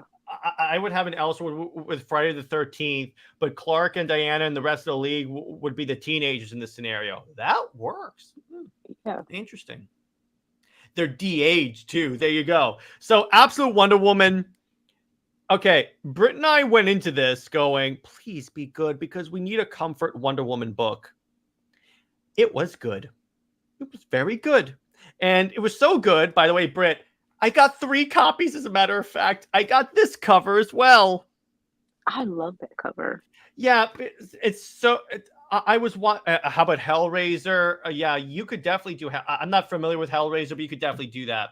So, for Absolute Wonder Woman, I went into this thinking, okay, this one had better be... Because, I liked Absolute Batman, but particularly Absolute Wonder Woman I was most interested in because I need a comfort Wonder Woman book. Because I'm only supporting the Tom King book because of the art and the character, not for Tom King's writing. So I checked this out. Here's why this works. They change practically everything about Diana, but she still ends up being Diana. Right. That is the... Kelly Thompson, if you're watching this somehow, by the way, come on the show. We'd love to have you. If you're watching this somehow, well done. Because so many times when they try and change the character's like origin fundamentally, or the way she did in this book, the character comes out completely different. She is still Wonder Woman. Yeah, and the thing is with this, I loved how there was still the element of motherhood. Mm-hmm. And even with Cersei being, it still felt like Cersei, but she gained a sense of love from Diana. And that is who Diana is. She, regardless of her, of her surroundings, she still is the embodiment of love. And baby Diana is just so adorable. The way she gets the little flaming lizard and she tells him no and kisses him on the little head. And or the way Cersei tries to feed Diana to that snake and Diana just yeets it. Yes. I'm like, yeah, someone said that. It's like Hercules, when he was a kid, he like killed these 2 snakes. Diana just threw it. Yeah, that is it's very much Diana, and just the fact of showing that regardless of if she's like in main continuity, pretty much a Disney princess with the animals, on the mascara or wherever she is, and then the animals or demons, supernatural life forms in hell, she is still Diana and she still loves them regardless of what they look like and everything like that. And then with her teachings, that even though Cersei, when it was first said that she would be like Diana's mother in a sense, I thought that she was going to be kind of like Mother Dearest or something, Mm-hmm. or um, something like that. But the fact that just Diana changed her heart so fast, and Diana was able to learn from her and learn incantations and spells and everything like that to become a witch, Mm-hmm. and put that element of, while it's a dark surrounding, Diana still is full of light.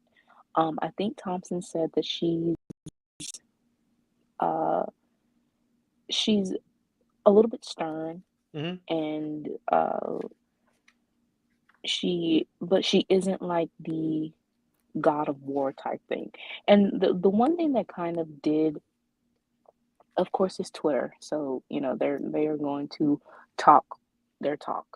But they tried to compare Absolute Wonder Woman with the New 52, and saying that The Absolute, costume kind of makes that easy though, so I'll leave that in there. well, not that part. I'm saying like her personality. And Mm-hmm. the thing is, No. the personality of New 52 Wonder Woman, just because she was the goddess of war, only it really was only depicted in a sense of, I, I would say it wasn't even depicted in that way of Diana sword happy. It was only in pretty much Justice League with Jeff Johns and Or remember, if you somehow were one of the people unfortunate enough to read Superman and Wonder Woman by Tomasi. Tomasi. Exactly. But other than that, Diana was not a, I mean, she had the sword, but she really didn't use it. Um, She and used it somewhat, or Charles Sewell found a great use for it when they're in the nuclear reactor and she says, "We could not do this apart. We are better together." And I'm like, here come the tears. right, something like that. But to actually just hack and slash, no, she wasn't like that. And she did have the sweet personality. She just wasn't, the compassion was there. Like I said, it was just, first, this is just one issue. And I wouldn't say that, oh, things would change, because again, she will be a little bit sterner, probably. But at the same time, with New 52 Wonder Woman, she still had that compassion, though. She still had that love and wanting to be a little bit adventurous. Look at And Randy. Look at Randy. As long as Deadweight Trevor isn't around, I'm in. well, sorry, Randy, but he is. I He's don't gonna know if show he's up, but no, he could be there just as long as he's not with Diana. right.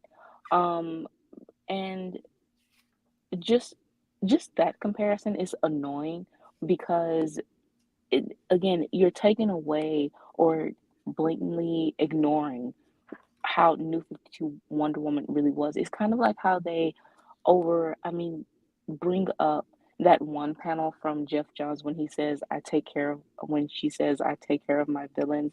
And it's kind of like, if you are reading New 52 and a fan, or not a fan, but you just know of New 52, you would know that she did not kill her. Like, it's a contradiction to everything else that Oh, she's in. Daniel. Trevor is the male equivalent of Lois Lane. This is apparently the Well, anti-Lois Lane stream. it is. I mean, well, she does give a fright, so. But so I want to bring this up. So there are two parts that I really like. So when we see Cersei raising her, I don't know if you noticed this, but when like Cersei is giving her a bath, she makes a little rain cloud above Diana. Yeah. I love this little series of panels. She has a plant that's acting like a nightlight, and then when the big demon is attacking, and I love the way that this Diana speaks. So she goes, "We will continue to hurt you." Oh, okay. So it says, "Away, warrior! You are beaten. Leave us as we must prepare the way. This world is ours." And Diana just says, "No." And then she goes, "We will continue to hurt you if you insist." And then Diana goes, "I insist." And then the line, I love this. "For I am Diana of Themyscira, last of the Amazons, daughter of Cersei, princess of hell, witch of the Wild Isle. And you will not have this world while I still draw breath." And I'm like, yes. Yes. Why can't regular Diana be like this Tom King? Because she's obsessed with Steve. Unemotional and yeah. Notice how Diana acts better when she's not with Steve. Yeah, and her only trait of being in Tom King's book is to be obsessed with Trevor. And also within this, I love how Diana's motivation within this is finding her Amazon sisters. I figured that's what it was going to be, with like Diana being the last of the Amazons. I did also like how the Amazons were like the first protectors of man. And I'm like, see, here's the thing. That is an excellent way to like, dramatically change Wonder Woman, because for the longest time in regular continuity, the Amazons have been like very isolated from mankind. In this, no, they were, in fact, actually, when Apollo comes and delivers Diana to Cersei, he basically talks about how like the Amazons stood against Zeus. So I think what happened, my theory is that the Amazons rebelled against Zeus, and because Zeus was trying to exploit humanity. So the Amazons were like probably banished. And I also like how Apollo banned the word Amazon. So in the comic, whenever Hippolyta, geez, that's a Freudian slip. Whenever Cersei says Amazons, it's like squiggly, scratched out. Yeah. And then when Diana finally says it, it's like, yeah. I also like how Diana's eyes glow red in like the darkness, like right here. And I'm like, okay, that is actually really badass. And by the way, I don't know if you saw this on last night's stream, Brit, but someone said, imagine if James Gunn's DC universe fails so bad, they make the absolute universe the movie universe. Honestly, I think that would be DC's last go-to, honestly. That would be cool, though. It would be, yeah. But anyway, so continue on, Brit.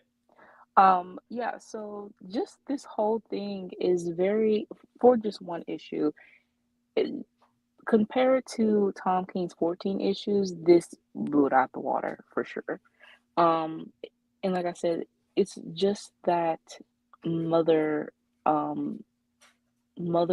vibe that it focuses on, and the fact that this Diana will be going against the U.S. government, and it's basically Tom King, whatever he tried to make the Sovereign, or just his whole plot line of Diana being targeted by the U.S. military and the government. Thompson is definitely 9 times out of 10 or 10 out of 10 will do this much better. And I cannot stress this enough. It is so nice to have a good Wonder Woman book. Yeah. And the fact that, again, the Amazons are being the focus, even if they aren't there. They're the motivation. The motivation, yes, exactly. And I love that. And honestly, here's the thing. Now, granted, this could all be like the first issue's good and then everything goes to crap. Assuming it's good throughout the entire series. Right. Here's the thing.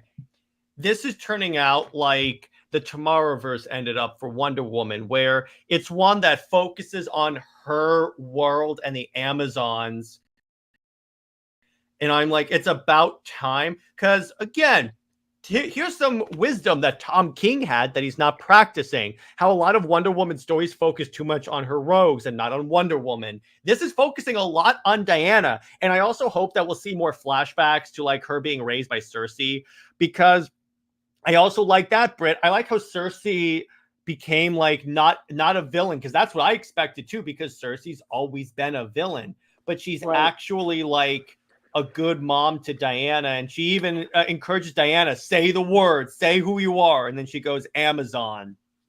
Yeah, that part really, that was the scene that really just took the cake for me, is the fact of Cersei being that motivator for Diana to know who she is. She didn't try to, basically what Apollo said to Cersei, she found a way um around it, to help Diana. And I'm pretty sure she's probably going to help Diana along the way, which is going to be even more so. Again, you are focusing on the mother-daughter aspect of Wonder Woman, which was important with main continuity.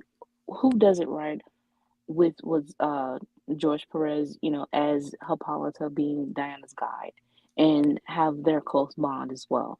So with Exactly. this being Cersei is different, but you still have that same feel of um who Wonder Woman's supposed to be. And I will say, I think this is going to be somewhat like God of War, because I think Diana, at a certain point in the series, is going to start killing the gods.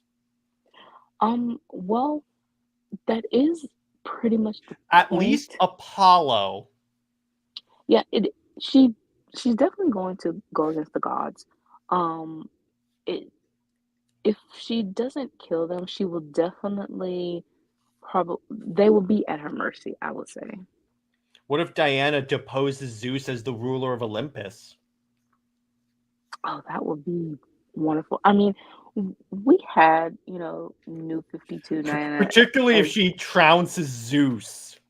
yeah, having that really is a full circle to how Zeus was, um, how he is within mythology.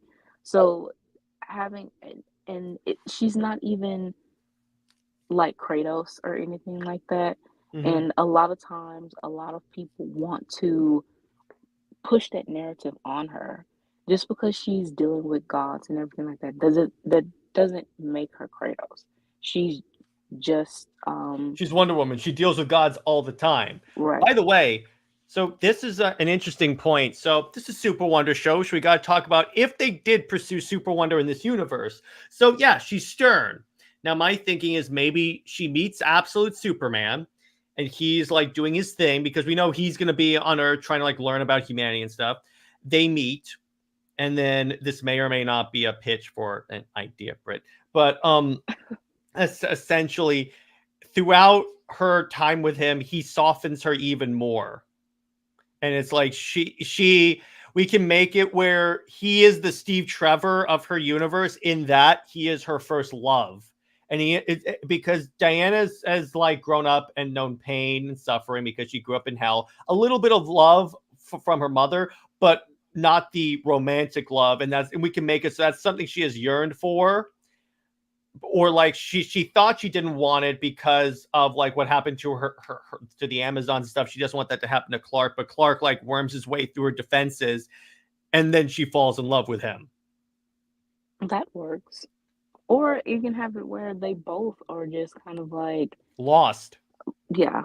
And just that connection of trying to understand, that first experience type thing and going through it. Honestly, I would say that they pretty much have as of now, the saddest backstories, Mm-hmm. you They know? do. So I would say that they have a far better connection and more connected. I may or may not have written down a few ideas for the story in my phone. Of course. So, by the way, Randy also brings up the absolute universe is the perfect place to test the death of Lois Lane. Okay, I got to say this. On my gaming stream, it's really funny.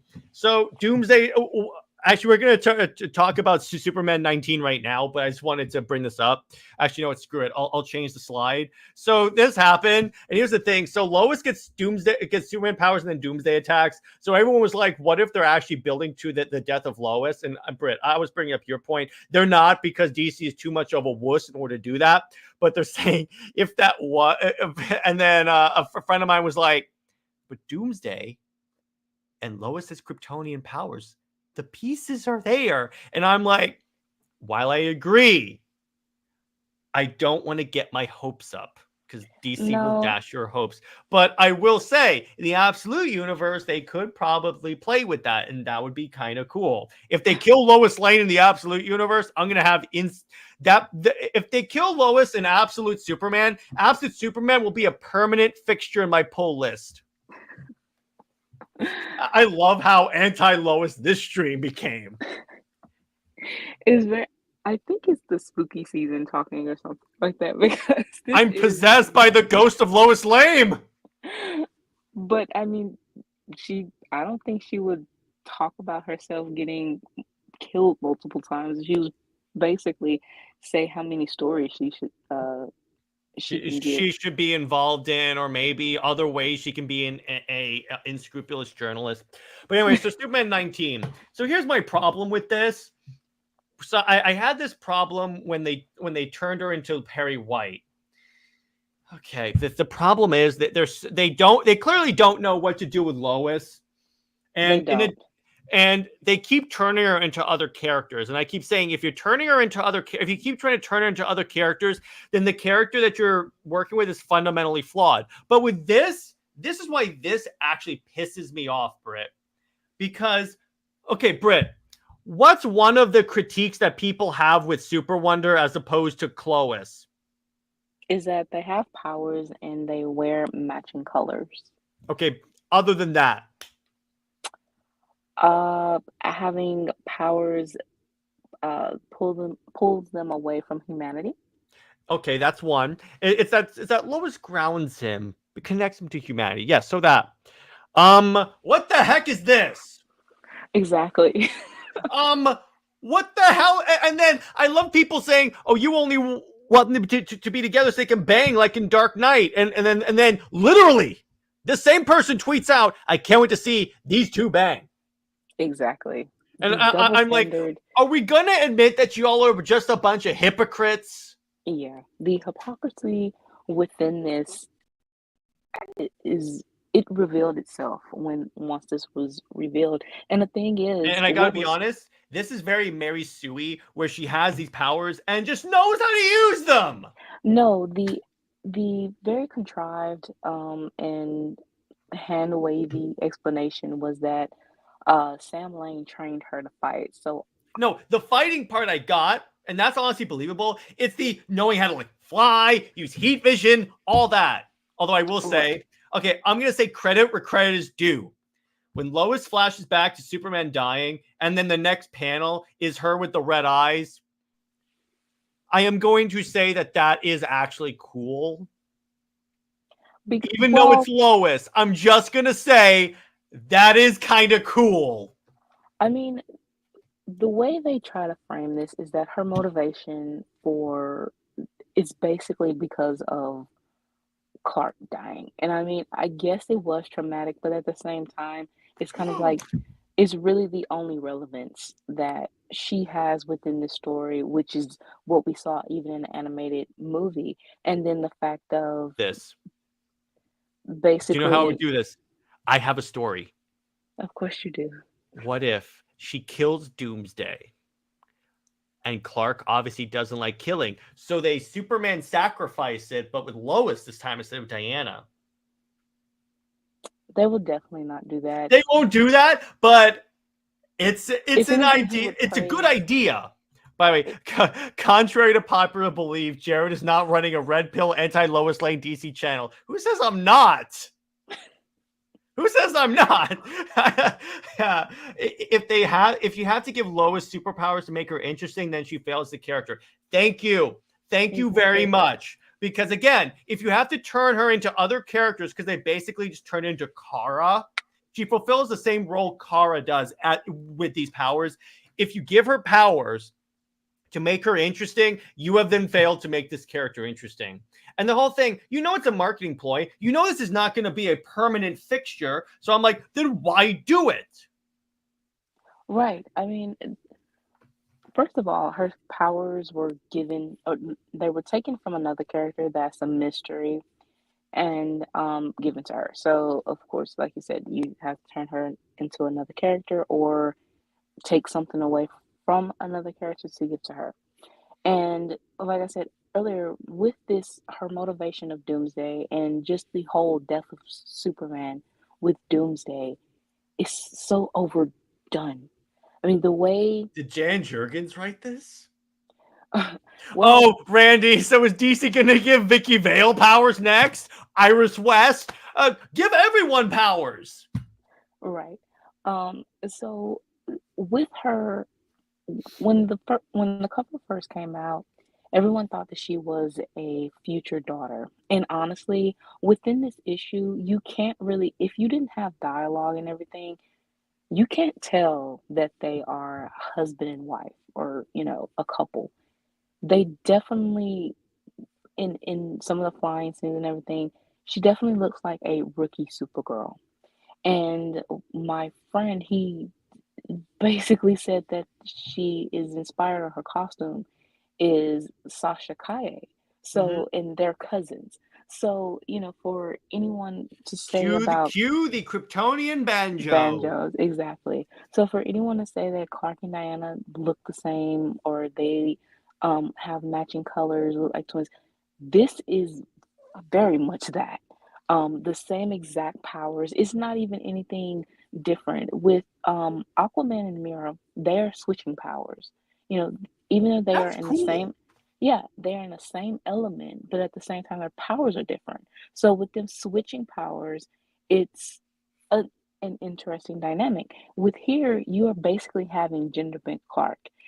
Even with the very last panel of showing that the only thing that she lacks is the glasses. But you can see that he's wearing a black suit and white shirt. She's wearing the same thing. Even the panel of them revealing the S, honestly, it's pretty much the exact same S. It's the exact same S, and it kind of looks like the exact same chest area too. So, oh yeah, where are the boobs? Yes. So it's too identical, but we can compare with seeing Clark and Diana flying side by side, and you can see their differences when they are transforming into their suits, or it's a very different vibe, and they look different. Even if they are having the same supposed colors, you still can feel their uniqueness.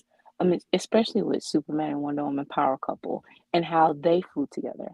Dan Mora's art is beautiful, but the thing is, what DC is doing is they are putting, these all-star artists on books that they know have, or maybe they don't know, but the writing is very mediocre. And this, I don't think they know, but I think they're a little too prideful to even investigate it. yeah, and it just doesn't really. It. I mean, the only thing that Tom King's Wonder Woman, Superman, and honestly, I would say even the Batman book, and any other book that's it's just the art. And yeah, comics are a visual medium, but at the same time, you want an interesting story and you want interesting dialogue. And here, how even Superman and Lois fans, Lois fans, or some Wonder Woman fans, that say that Clark and Diana's relationship reduces Diana. Well, that's not true because she is still a main focus. She felt like she was um, uh, equally balanced with, especially in the Power Couple book. But of course, even Tomasi, he basically didn't like the relationship because he couldn't put Diana in the background. Here, Lois very much felt like still a supporting character. She didn't feel like an equal. She felt like she's just tagging along with Superman, and it's still his narrative. It's still his um it's still very much his story. They don't feel as equals. And again, what's there unique to say about them is she has the same exact powers. So, Yep. and her name being Superwoman, you would think of the evil Superwoman or the eugenics, just that type of um the negative claims that they want for Superman and Wonder Woman, you are getting it right here with Exactly. Lois And by the having way, powers. Randy brings up an excellent point. Elevating Lois devalues Clark. Exactly. Because I saw some fans, they don't like that he has super intelligence, even though he is the son of a scientist who is an alien. They don't like, essentially, Superman fans don't like his alienness, even though that's who he is. They want him to be just like this simpleton, this regular farm boy who happened to have powers from somewhere. But to actually just show how intelligent he is, they don't want that. And it's pretty much those fans living vicariously through the character. So to impress the popular girl in a sense, um, they want Clark to be the dumb nerd, while Lois is the one that seems perfect and she is controlling Clark and, everything like that. Exactly. And by the way, so Daniel says, excellent point, but removing everything about Lois that anchors Kal-El to her humanity. And then you also have people, we also have some more comments. I'm trying to get caught up. Everyone's giving such great comments.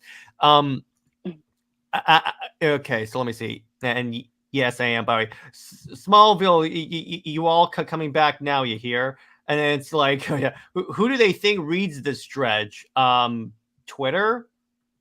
That's what I think. But Superman fans don't even care if the writing sucks. Just Superman and Lois having cool panels together is enough for them to go crazy. Amen. Exactly. Yeah. And it's pretty much still panels of, I would honestly say nothingness.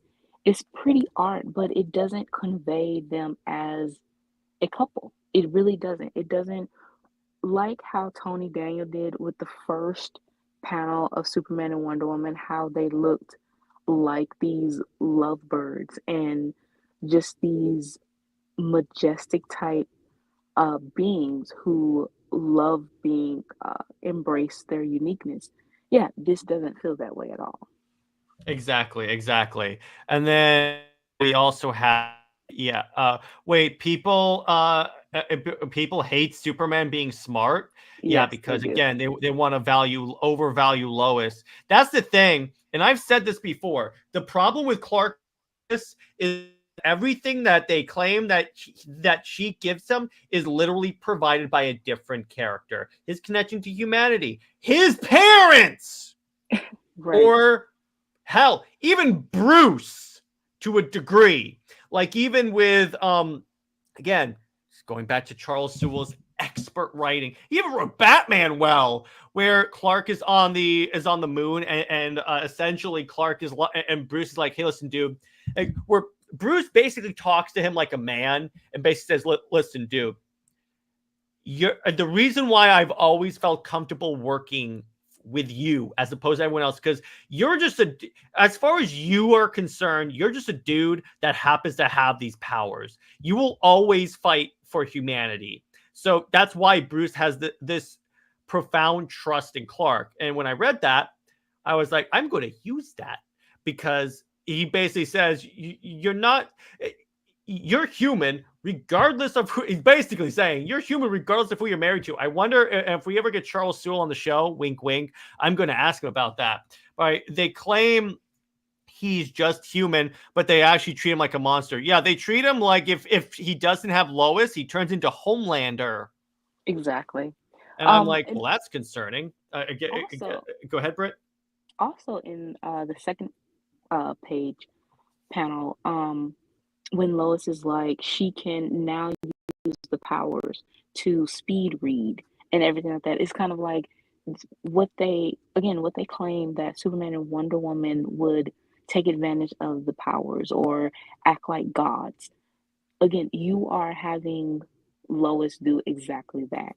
And That even she is, Clark has said he doesn't do that because he wants to do it like everyone else. yeah, but she is taking advantage, saying that, oh, I'll just speed read through the pages or something, or just use the powers to her advantage. And while, yeah, you can indulge in some things like that, but it's still the fact that she's still being unethical, and it doubles down with her having powers. And then there's also a panel where Clark weirdly says that I guess they were fighting Atomic Skull, I believe.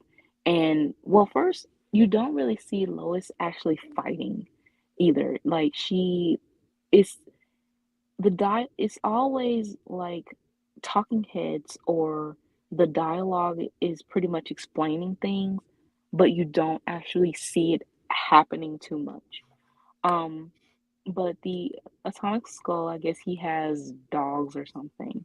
And Clark says, "Oh, if you didn't have if you weren't invulnerable, then they would the licks from the dog would melt your face." And I'm kind of like, that was not very good to say. It just seemed weird to say. It's kind of like, again, you are glorifying the powers in a way of superiority, or just again, um like some type of god-like being, instead of being humbled with them, as Clark and Exactly. Diana has been. By the way, QT Comics, a Superman dependent on Lois is a ticking time bomb. Yeah, because she's gonna die Yes. eventually, so that's gonna turn out really bad for you. Luffy says a lot of people have a self-centered worldview and actually believe Americans are the only real people. That is true, That is and true. two people, actually three people, are Jurgens, Tomasi, and Byrne. Tom King too.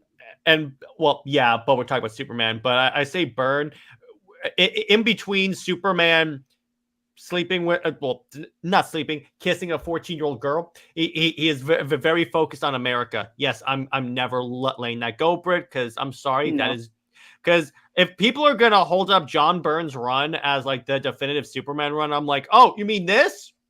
Right. Yeah, Right. yeah. When does any stream not turn into a Lois bashing stream, Randy? When? This is Comics League, the most anti-Lois Lane channel. I should use that as marketing. Can you imagine I put that on the website? The most anti-Lois Lane channel. Oh my God. Oh my gosh, I love this. This is the best ever. All right, but see, that's my problem with this. It's like,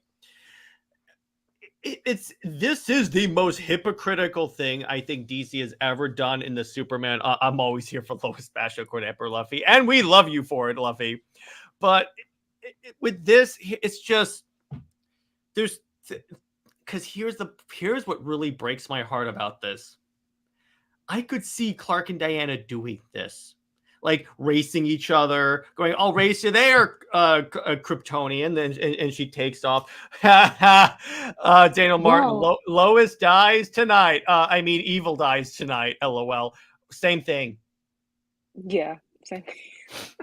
For Jared, it's the same thing. Um, Yeah, I mean, but I will say, I want to say it to this. So Brit's Instagram recently reached 666,000 like followers. So I said, "Oh, it's Lois Lane's number." well, I'm glad actually that it has surpassed the triple six, Yeah. and we are, because that was, Anyway, so like I Brit, what you said, want to say? that was very interesting to say Mhm. that it in the spooky month, spooky season, that we hit the triple six numbers. I was like, wow, what a coincidence. But yeah, I wanted to get away from those numbers for sure. And now we are at uh, 66,700. Mhm. So, yeah, well, thank you to everyone that has followed and pushed us, forward. and we just keep going until we hit that 70 mark, 70,000 mark, which Hell yeah. won't be long. It definitely won't be long. With the rate you're growing, it won't be long. So what I think we should do right now is transition to a little question and answers session, as we normally do with Comics League. So ask us any questions related to Super Wonder horror movies, whatever you guys would like to inquire of us, and we will answer your deepest, darkest questions, including like where would Lois Lane's soul go where she dies? I have an idea. I have an idea for a comic. Have Lois highly coveted by demons because she has the potential to be one of them. Oh my God. That's absolute Lois. This whole Oh my God. Oh, well, Brit, in our defense, we're talking about horror movies, and Lois is a horror movie antagonist. yeah. That's so good. I love that. What do you think of DC versus vampires? Okay, so here's the thing. I read it, at least the first volume. Here's my problem with it. So the premise, Brit, have you read DC Vampires? I have. Yeah, my problem with it is, okay, I'm fine with them making Hal Jordan a vampire, but I would like if they actually saw it, or like Nightwing being the Lord of Vampires for some reason. So I'm like, they leave a little bit off page. Of course, they always do. I think it's dragging on a little bit too much. The first volume, it worked, but it still lacked. But yeah, now By that the they way, are, can we have one Elseworlds universe where Wonder Woman is not a villain? right, and the fact that she is kind of like being the lackey as well. It feels like she's the most powerful because she is the main antagonist, really. But at the same Randy, time, she's Lois was born a vampire. oh, God damn. these punchlines of Oh, God damn it. This is my favorite stream. yes, it will be. Just roasting Lois. That's what we should do for a stream. Once with all the Comics League guys, we all roast Lois. Oh, Like it's a Comedy Central roast. Oh my gosh, I'm writing that down. Oh my God. Hush. And then you, me, and Jid get on and roast Steve. Oh my God, you and Jid. Oh. All right, so I'm gonna say this. You should have seen. So Britt and I are in a group chat with our friend Jid. He's like a really nice guy, a great Super Wonder supporter. And Jid, if you're watching, shout out to you, brother. But as soon as Britt put down the like to solicitate the panel of Steve dying, and I sent back like this big celebratory stream of like people breaking champagne open, and Britt's like, cheer it. By the way, Emperor Lefty says, horror idea, a movie that reverse injustice where Superman dies and Lois gets his powers and becomes an arrogant tyrant. She could be better than Superman. It's called Tales from the Dark Multiverse, The Death of Superman, because that's literally what happens. That, and she ends up being a murderer. She kills Batman. Yeah, it's terrible. It's honestly terrible. It's I'm just like, see here, Injustice Superman is worse than Ultraman. Here's why he's worse than Ultraman. It's very contrived. By does Jimmy Olsen have more value than Lois' character? Yes. Jimmy's a nice guy. He's like, she's Superman's best friend. Yep, he has he has way more value than Lois does. Well, do you know who are Britt? Let me ask you this. Do you know who are the two most important characters in all of DC Comics? No. Jonathan and Martha Kent. Here's why. They are the reason why Clark has the morals he has. And if Superman is the moral beacon of all of DC Comics, they are the reason for that. Ergo, they are the most important characters in all of DC Comics. Well, I would also say I would or the honestly, Elves, because they send Superman to Earth. But I'm saying once he's on Earth, okay, on Earth, on the actual Earth, Yes. Jonathan and Martha Kent. Okay. Yes. Right. Right. And because everyone takes their cues from Superman. And when you think about it, when you actually think about it, Jonathan and Martha Kent are the parents of the entire DC universe in that case. That could work. They have a global, they have like 3 billion grandchildren because of everyone looking to Clark for inspiration. Okay, that definitely works. Mm-hmm. That can be a story. Oh my, Brit, you're gonna make me cry now. Jeez. You did. Is this payback? Is this payback? I didn't say nothing. You said it. I just said make it into a story. Yeah. Oh, my Adventures with Superman is so weak. It's as a show, and yeah, characterization. Yeah. Yeah, Mon Pa Canada True Gods. Yes, they are. Horror comedy movie. Aliens visit the Earth and think it's a peaceful one, but they meet Lois and realize it's full of monsters. Oh my god! They spend the rest of the movie running from her, and she's chasing after them for an interview because she's selfish. She would do that. She honestly would do that. Oh my gosh, Luffy, these Lois Lane horror movies are freaking fantastic. It's weird that I would actually buy these books. Okay, I'm going to say this. So Brit and I are also in the SuperWonder Discord channel. And they were talking about how they actually should kill Lois Lane because it'd be an interesting story. And someone says, it'll be the most interesting death in DC and it'll make Jared from Comics League buy every issue. And I'm like, can you imagine all of the variant covers I would buy of that? I would basically say any variant cover, put it on my pull list. I'll pick it up, no matter how much it ends up being. I have to support this to show DC that it's good that they're getting rid of literally the most. She's more. I wouldn't be surprised though. Here's my idea: Darkseid invades, and then he takes one look at Lois and said, "I'm done." They already have another character that's ruining the world. Oh my god! There you go. Lois is the true evil. We're gonna find out that Lois is the embodiment of evil in DC. Wow. Hey, everyone wants that. How would you feel about Superman wearing t-shirt and jeans as a permanent costume? Yay or nay? Okay, New 52 kind of did that. And here's the thing. If they were going for a more low-tech version of Clark, that actually would be kind of interesting. What do you think, Brit? Let's see. Yeah, I would say that because he is supposed to be in every man hero. This. Yeah, he's supposed to be an everyman hero and global at that. So I would say that keeping him, I was maybe his first 3 years, maybe or 5. He should have that as his costume. I would agree. If he is going, maybe like the simple missions or whatever, just in a sense chill with the missions, then he can have that costume.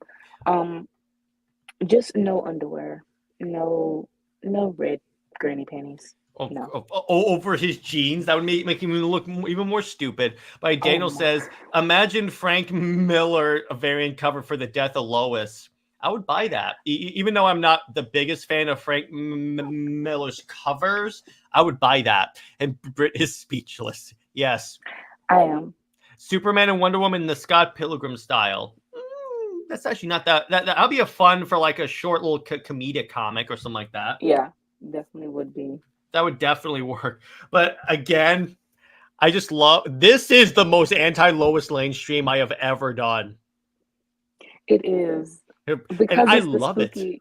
It's the spooky stream. So oh my gosh, horror movie takes place in hell. A demon is having nightmares about Lois. The other demons convince him that Lois Lane isn't real, and suddenly she starts appearing at his room at night. He opens his eyes, he just sees her silhouette, and he's like, ah! So Lois is basically like the Slenderman or something. Slender Lois. There you go. Oh my god. Yeah, exactly. No, Lois is the xenomorph queen. Ew. By the way, Daniel says, I never knew there was a faction of Superman fandom that hates the black rejuvenation outfit until ZSJL came out. Yeah, you know what's kind of funny, Britt? Everyone hates stuff when Zach does it. Like when they had the black Superman suit from ZSJL. All of a sudden, they're anti-black suit. Honestly, they hate it when...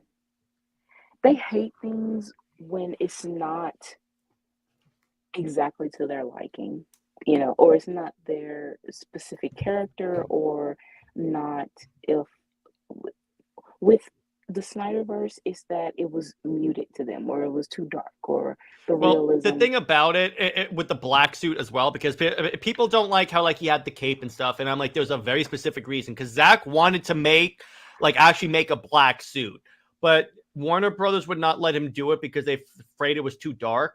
So he actually had, so when they filmed ZSJL, Superman was in the blue and red suit, the complete blue and red suit. But Zach essentially photoshopped it so it would be easy to like turn on and off. So that's why it has the cape and all that stuff, why it looks like just a black version of the main suit. But I mean, it still works, though. It still works. You would not know that is color graded. It is so well. It looks like he's actually wearing a black suit. He just has the cape on, which still, I don't think that really, I don't know. I just don't think that really matters. It's just... It doesn't... I'm like, who cares? He's in the black suit. Who cares? Yeah. And Barry Cameron says, how long do we think Lois is keeping these powers? An arc? Probably, yeah, it's pretty much... Well... Because they want to draw out these mysteries and stuff, it will probably either be 6 more issues, which is an arc, or it'll be the full year of All In, because they want to basically drag all this out. But yeah, it's very much temporary, unless... The thing is with Williamson, he kind of overhypes certain events or moments and storylines, but then it's so short and it happens in a very underwhelming way. So I'm pretty sure, yeah, it's going to be really quick. Honestly, from this first month of All In, the only thing that comic readers have been talking about is the first 2 issues of the Absolute Universe, which is Absolute Batman and Absolute Wonder Woman. But the All-In books, the only book that was talked about, which was still in a negative light, was Tom King's Wonder Woman. Even with the Superman book, it didn't really just move the needle of anything, and everything else is pretty much forgettable. Yeah, exactly. By QT Comics says, calling Lois the Xenomorph Queen is an insult to the Xenomorph Queen. Okay. Wow. Superwoman holding up a slightly beat up Lois Lane, saying, I'm done playing with this piece of trash, and tosses her in the dumpster. Oh my God. Or Emperor Luffy has another horror idea. It takes place in the future. An army of evil Lois clones has taken over Earth, and they're driving the heroes to madness by constantly pestering them about getting an interview. That would be horror. That would be horror. Oh my God. That is. Oh my gosh, that is great. But Enzio says, isn't Mark Waid taking over Superman? He's doing, I think action he is. Yeah, he's doing action, which it might, I think what it is that they're still doing those things where they rotate creators. Because I know that John Ridley, the dude that had a story where Superman is R-worded in prison. Yeah, and he's did over action. Yeah, he did a story where he did a book called Other History of the DC Universe. It was supposed to be like highlighting more of the more characters of color. But he painted the DC Universe like a bunch of racists. Yeah. I'm like, okay, that was a cool idea. You want to do a Black Lightning book, a Katana book. That's cool, dude. Don't imply that Superman and the Justice League are racist. They should be the least racist. Yeah. And I'm like, who is editing these freaking books? By the way, Daniel says, can we get a redo of the death of Superman with Doomsday killing Lois? Okay, Daniel, that's what if they were smart, they would do with this. By the way, Brit, the other thing we've got to mention, I don't know if you sent me the art for this. They have a skinny Doomsday. Yeah. And And that is the most disturbing thing I have ever seen. I've seen xenomorphs. he honestly looks like one of those scaly looking turtles without a shell or He's a something. teenage mutant ninja turtle now. Turtle power! Yeah, he definitely looks like that. And essentially what Williamson is trying to convey is that Superman, basically him and Doomsday is connected like through all time and space and whatever else. And then it's the fact that, again, trying to say that Death of Superman is the end all be all greatest Superman story, and that's just that his life, uh, his event, like the biggest event of his life. And he also talks about his immortality, which a lot of writers they go back and forth with, to say that after Here. everyone dies, he will, yeah, after everyone dies, he'll be alone. But I'm kind of like, no, he won't, because Diana is immortal too. Mm-hmm. So it's basically still at the end, it would be just them two, you Mm-hmm. know, which, but Williamson, honestly, ever since Rebirth, Diana has been obviously ignored and out, try, not to mention her within the Superman books for obvious reasons. But yeah, that it sort of misses the point and kind of it doesn't really feel like, oh, Superman is going to be alone in doom and gloom. No, because right here within this shared universe, Diana is in the same boat basically, so they won't be alone. Yeah, exactly. As we saw in like Doomsday. But by the way, Enzio says, what Pokemon would match Superman and Wonder Woman with? Ooh, I'm not really as big of a Pokemon guy, but Brit, what do you Pikachu. think? Pikachu. All right, I could see that, and I could see Wonder Woman having a Togepi. Yes. Yeah, All the she's honestly, messy. She's carrying it. and those the mystical type legendary Pokemon, I have no idea their names, but I have seen them. And yeah, any type of legendary Pokemon or just the cute ones, Diana would definitely, honestly, she would take them all, really. You know, um, Clark, I think he would honestly, probably a Charmander and yeah, Pikachu. Mm-hmm. Yeah, I could definitely see that. By the way, Cameron says, "Okay, seeing this, I need to ask: are you guys in favor of Doomsday speaking?" No, No. no, not at Mm-mm. all. No, he's supposed to be a mindless monster. I mean, Yeah. they played it in the Death of Superman where he sees like the in advertising for like a wrestling match in Metropolis, and then he goes Metropolis. And the one time they did have him speak is when Brainiac was speaking through him. But no, I absolutely hate Doomsday speaking. I'm like, no. Plus, I just hate skinny Doomsday. This is the most disturbing thing I have ever seen. Yes, Daniel. Kingdom Come is the greatest Superman story of all time, as well as Justice. Yes, it is because of that. Keeping with the spooky thing, did the Incredible Hulk take inspiration from Solomon Grundy? I'm sure they probably did. I remember that Stan Lee was talking about how he was more inspired by Dr. Jekyll and Mr. Hyde. Yeah. Yeah. Which Um, there's that. By the way, I did you think know that with Thor, in Thor comics, he's in a relationship with he's had an on again off again relationship with basically the Wonder Woman of his world named Sif. yes. Yeah, so I just love, and I said this when we did other Universe Super Wonder. I love how other publishers that have Superman and Wonder Woman like characters always pair them together, but DC is too much of a wuss. Yeah. That is something because they know the dynamic is interesting and can work. It's just that the real deal, they are saddled with a lot of baggage of their own, though Superman and Wonder Woman are under the same umbrella of DC, they are still separate franchises, and it would take a lot of work to kind of maintain that.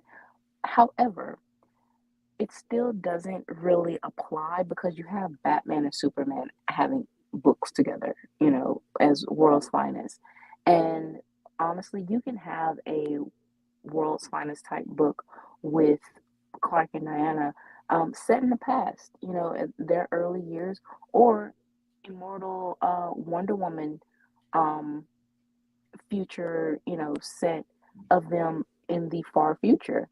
It can work, either way. Or just have an Elseworld Black Label book of them going through, bringing back New 52 or something like that. I mean, it's a multiverse. The fact that DC created the multiverse and they pretty much want to get rid of it or neglect it, or just mishandle it.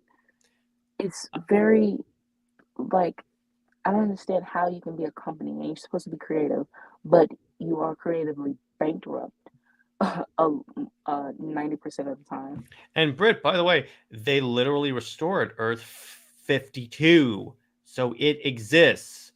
All you need to do is use it. But I think they even did it with absolute power, where like Barry did something that cut off the main universe from the multiverse. Yeah, they did. I'm like, what the god damn it, DC. Well, Marvel is like, okay, so let's do all these. They literally brought back Elseworlds. And by the way, Emperor Luffy has another one. A man is sentenced to death for committing horrible crimes. He fearlessly wonders what method of torture they will use. He screams for his life when Lois enters the room. Death because by she's Lois. going to annoy him with questions. He's just gonna say, just give me the most painful death. I don't want this. Daniel says, Comics League, find to make Super Wonder a reality. Yes. And QT Comics says, can John speak Kryptonian? No. I don't even think Lois can speak Kryptonian. No, she does not care. And Brit, please remind the nice people at home in Charles Sewell book what Lois, what Wonder Woman did. Yeah. She shows up and she learned Kryptonian for him. Yeah, and she also says he's mine in Kryptonian to Zod and Feora. Okay, that gives me another idea. Of course it did. The pause, I know that at some point you're going to be typing away I have a note thing on my phone I have open at all times, but when we record, because I'm like, it's a good idea. It's a good idea. It's a good idea. Yeah. It's because previously I was like, I had to keep these in my head for 3 hours when we do these shows, but now I'm like, what am I doing? I have a notepad. Right. Yeah, exactly. I mean, to be frank, the multiverse has become overused, so I can see why Marvel and DC. But here's the thing: Marvel and DC are still using it because they literally advertise that the Absolute Universe is going to cross over with the main universe. Yeah, but I think that's going to be like. I don't think it's going to last, though. Honestly, here's the thing: if these sales keep up for these books, I can kind of see DC more emphasizing this line as opposed to the main universe. They're not going to wipe out the main Earth, but they'll start doing less books on the main Earth and more books in this one. By the way, can I say this? The one announcement that got me very happy, we're finally getting an Aquaman book. Yeah. By Jeremy Addams, the man that has saved Green Lantern. Thank you. By the way, another horror idea. A man desperate to find a girlfriend wishes there was one woman on the planet that she would be forced to date him. He discovers Lois is the last woman on Earth. He offs himself. Oh, boy. Oh, my goodness. I hate that Ramby confirmed that Tom King's Mr. Miracle is canon. He said Scott and Barta's son will have a big role in his upcoming season. I mean, here's the thing. His Mr. Miracle series was actually pretty good. That's the scary part. Well, actually, he retconned it because Scott and Barta had a son, and Ram is making a total different character, a daughter. Her name is Olivia, I think. Yeah, so he's creating a total different character. Than. Oh God! By the way, Britt, I just saw what you posted in the Super Wonder group chat. So someone had taken the cover from Truth and said the Super Wonder romance was real. Why do they look like they hate each other? And it's the stupid Tomasi cover. Yeah, it's so funny when people are trying to say how Clark and Diana's relationship is bad and they reference Tomasi or Injustice. It's kind of like, yeah, that's the intent, to make the relationship seem bad. And the fact that they also use the cover of Truth where they kind of like frowning. I mean, honestly, that cover, it doesn't look like they're frowning at each other in a sense of hating each other. It just looks like they're frowning for no reason, honestly. Mm-hmm. It doesn't really look like they're even mad at each other. I don't know what it's supposed to convey. That just pretty I much never. shows I'm how still. I still don't know what the hell happened during that run. it's just Tomasi. I mean, they were trying to, what he said, trying to make conflict, and there was none, or the conflict really doesn't come from Clark and Diana being antagonistic towards each other. Yes, they will have disagreements, but the disagreements pretty much come from their perspective of life, but too, it's not too distant to where they would hate each other or whatever. It was very much just Tomasi trying to make them antagonistic towards each other, and it was him leaning on Diana's more the goddess of war, violence and stuff, and then Clark being an a-hole for no reason.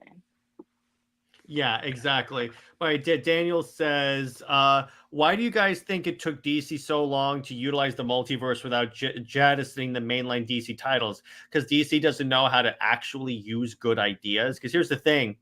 Here's the interesting thing about this. So this was marketed as like DC's Ultimate Universe. The Ultimate Universe has existed since 2003. Here's the thing. What they could have done with the new 52, we know that they didn't have time to set it up as an Ultimate Universe, but what they could have done is use like Rebirth or Doomsday Clock to separate the timelines and make two different Earths out of that continuity. That way, all the new 52 stuff goes here, and then you can still do new 52 books, but you also bring back the post-crisis Earth. So you could do they could have restored both.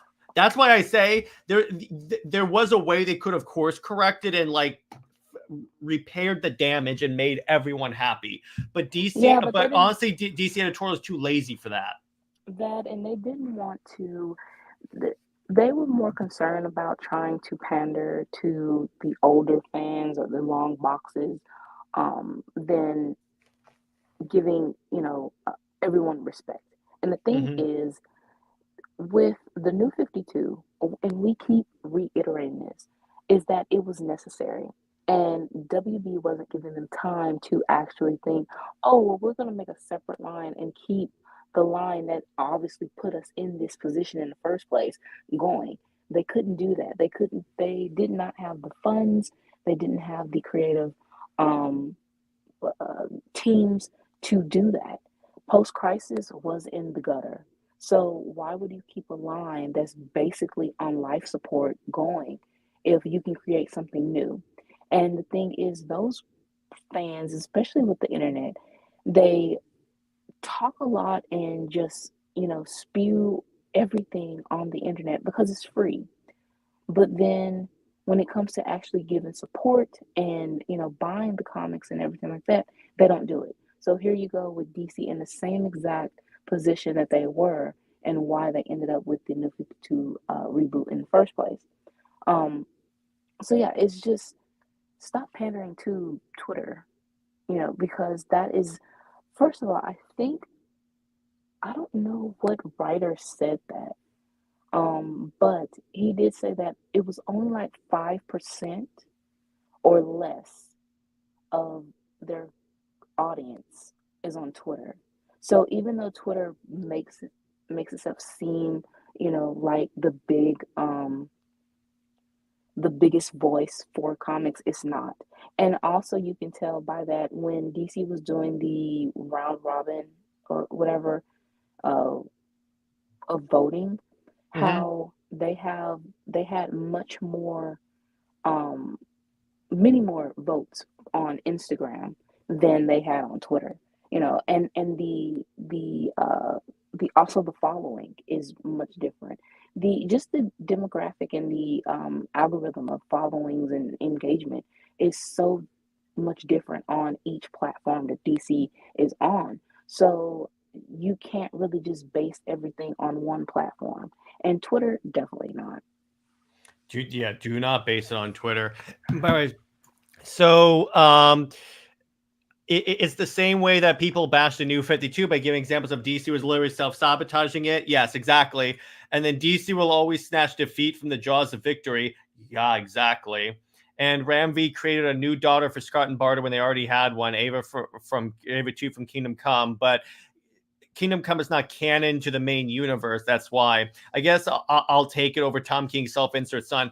That's what I think that they're again, because no, you notice how whenever Tom King leaves books, no one uses his ideas. Because Brit, did you know that in his Batman run, he literally created a character that had like basically the powers of Superman named Gotham Girl, and no one uses her. Right. So I'm like, that's why I think no one's going to use Trinity, because that's what happens. He creates all these characters for his run for the purpose of his stories, and then they're shelved and never used again. Right. It's not that the characters are even developed for, like you said, they are for the story, but they aren't for, um, the, I guess to enhance, or the DC history. They don't have that much of an impact. And how he overhypes these certain storylines that he's doing, or just the characters themselves, it just doesn't feel that way. It's the same way Trinity feels. He was even trying to do the same thing with Helena Wayne, bringing her into continuity, and now she's in continuity in a weird way with what Jeff Johns did with JSA, but I think now she's kind of forgotten. I don't know. But yeah, trying to just put these legacy characters or create these OCs and stuff like that, it doesn't work when you don't have the actual motivation for them, and it's not helping the characters. It's more so you're just looking for a royalty check. Exactly. Randy says, but if they kept the New 52 Superman and Wonder Woman would overshadow Lois and Clark. Exactly. Well, that's what it was still doing. Exactly. It was still doing, yeah, exactly. I totally agree with that. And it feels like DCWB continues to pander to the Twitter crowd. Yeah. Mark Millar once said that 5% of people on Twitter buy comics. That's why DC sales are in the toilet. Yeah. That is why. Horror idea, Lois Apocalypse, a million Lois would cross the multiverse. But I got it. It's Dark Knight's metal, but it's Dark Knight's Lois. Oh my God, that is a nightmare. It's all the different evil Loises. In other words, all the different Loises. John Kent at one point wasn't canon, and he won't be again. Comic publishers believe Facebook polls. Yeah, exactly. And it's like, so do some of the movie people. And honestly, that's the problem, because if you paid attention to sales, because that's what happened with like Superman and Wonder Woman, they kept that thing going because it consistently sold. And again, they started that book not expecting it to be as good to like perform as well as it did, both commercially and critically. So it performed well, and they were like, we need to keep this. Then here's the interesting thing about this. When they announced the Superman and Lois book, otherwise known as Coward Superman, here on this channel, and Brit, you told me about this. You had all the Clois fans saying the real power couple's back. We have to promote. We have to buy us to show this what DC wants. All right. So Superman and Wonder Woman issue 1 sold 100,000 issues in terms of pre-orders. Superman and Lois, 30,000. Right. And they were promoting it as like the most anticipated book. One was saying how it was going to sell like hotcakes and everything like that. And it's the fact that DC really prompted this book. And at the same time, you had Dan Jurgens say that Clark and Lois is unbreakable, while they are intentionally breaking up Clark and Diana. So yeah, the breakup for New 52 wasn't like, it was very contrived. It wasn't even and to know that Tomasi took the rebirth, you know, job, and this was pretty much planned out a year. Yeah, so he basically, a book that was selling well, you sabotaged it. And then you got to Rebirth. And really, the only thing that Rebirth was able to have was double shipping, which Didia actually said that on paper it looked like, you know, sales were high, but it wasn't. It was only because you're double shipping the main titles to make sales look good, but it really wasn't good. New 52 still outsold all of that. And then he was kicked off the book. He didn't really have a story after the whole jabbing of New 52, and he was just pretty much dredging along. And he had the Super Sons, but that even failed, you know, and didn't sell as much as Superman and Wonder Woman did. So again, you sabotaged a concept and a book that was a bestseller, and what you thought was going to be like a higher seller disappointed. Yeah, exactly. By the way, Ashton asked, do you think that Charles Soule would have killed off New 52 Superman once he knew Rebirth was coming? Absolutely not. He would have, he definitely would have pushed for them to put them on a separate Earth. If now, the only thing that would make him uh, kill him off is if it was editorially mandated. But Mhm. he would have definitely given a much more um, a caring death than what Tomasi did.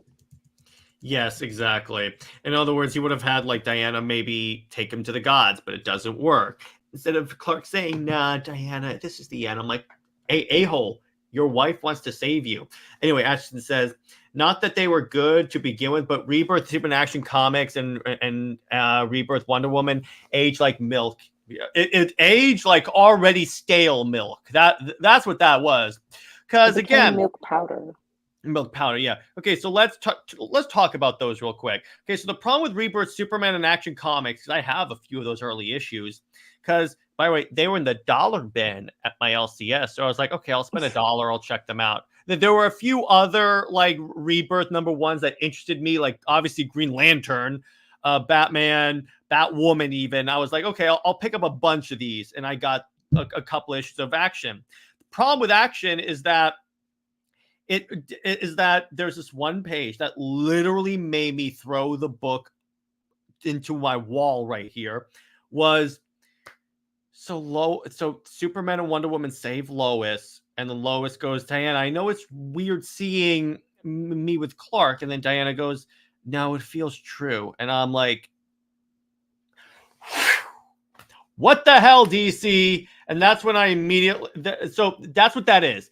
Action in Superman is just, first off, America, rah, rah, rah, which again, I'm as patriotic as the next guy.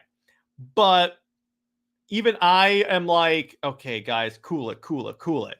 But then Rebirth Wonder Woman, okay, our good friend Rucka tried to make Wonder Woman bi, even though editorial didn't pick that up.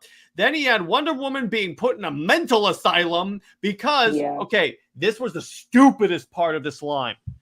He tries to retcon it that Wonder Woman has never been back to her island. Okay, there are two problems with that. Superman and Deathstroke, both of which have been to Themyscira.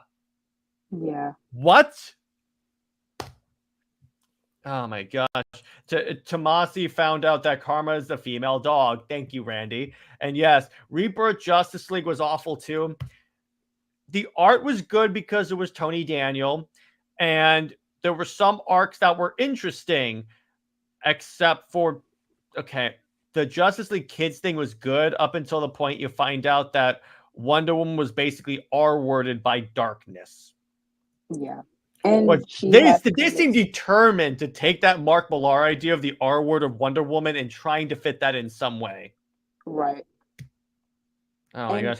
and the way Hunter was also edited, I guess he editorial changes, um, and the fact that it was kind of like they wanted to have their cake and eat it too. They wanted to have a Superman and Wonder Woman son or of some sorts, but they didn't want it to interfere with the status quo of Clark being with Lois.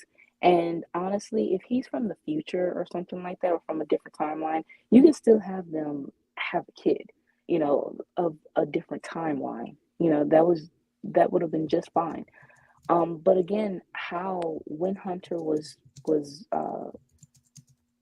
when it was shown, he basically did overshadow John, and everyone was thinking, "Oh, when will uh, Clark and Diana get together again?" And yeah, of course, it was the back and forth thing of the controversy, but it still got people talking. And then as soon as it was revealed as him not actually being Clark's son, he basically dropped the interest of the arc, and everything dropped. And no one talked about it. The only thing that people were interested in is whether he was Clark and Diana's son. So you can tell that the interest of Superman and Wonder Woman, whether you want to say that it's controversial or it's a positive, it still gets people talking either way. You can have just one panel, like with Mark Wade's World's Finest 30, how Diana's, is saying that she's blushing and, she wants Clark to go. How people basically got mad over one panel, or we celebrate it as Super Wonder fans. Um, and just with anything else, it's like you comic fans are within this current, you know, generation or whatever, they do not want the competition. They want what they want, to just settle for this middling uh, comfort, and they know it's boring, but at the same time, they don't want anything to change. They don't want anything to disrupt what they find comfort in. But it's kind of like DC as a company is basically losing money because they are trying to pander to this comfort that has made them lose money even now. So yeah, you have this certain is with Clark and Diana, you can do so much with them, but at the same time, because of the fan base, it's just so difficult to just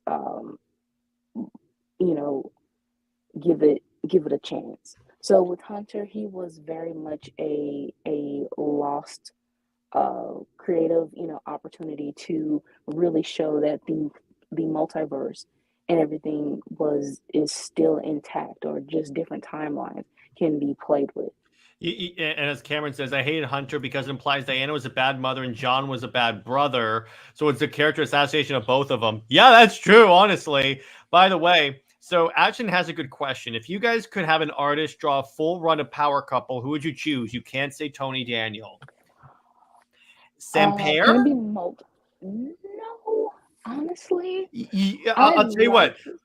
Let's do 5 because we could have like every arc they change artists. Okay, so I would have Ed Binns, And Jack in that Herbert. case, there's going to be lots of shots of Diana's ass. Not that I'm complaining though, but Brit, am I wrong?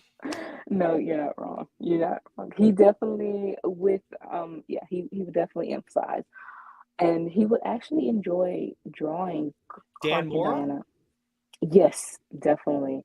Um, Particularly after that World's Finest issue where like, because here's the thing, the look on her face when she says you're making me blush, that basically is like when you're near someone that you're very attracted to and you start breathing very shallowly and everything like that, and there's a shadow on her face. So I'm like, you're making me blush, and I'm like, oh god.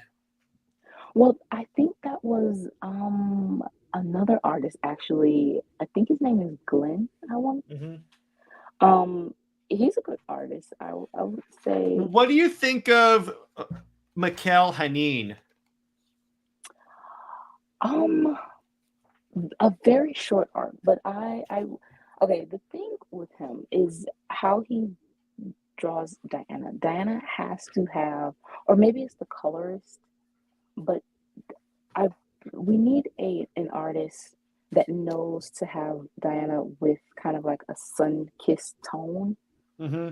Yep, that is And true. I think Dan Mora, the colorist for him, um, is okay with it. She really had that olive sun-kissed tone for the Kingdom Come arc, which was good, and so I that art it.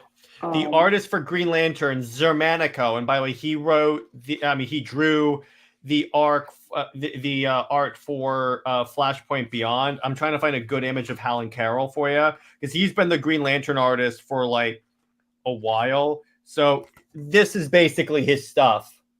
okay, yeah, definitely. The artist for, I think it was, oh man, um Justice League, what was it? Was it Justice League Lost? No, not Lost. Oh, I think I know what you're talking about. Are you talking about the book where the Justice League disband? Yes. I know exactly what you're talking about. That is Justice League Last Ride. Last Ride, yeah. Yes, Lost. I love that. That shot of Diana where she has her legs crossed and she's like bored. Yes, that artist. Is that fine yet? No. I think I said Ed Boon's, Jack Herbert, Dan Mora. But does Jack Herbert do interiors?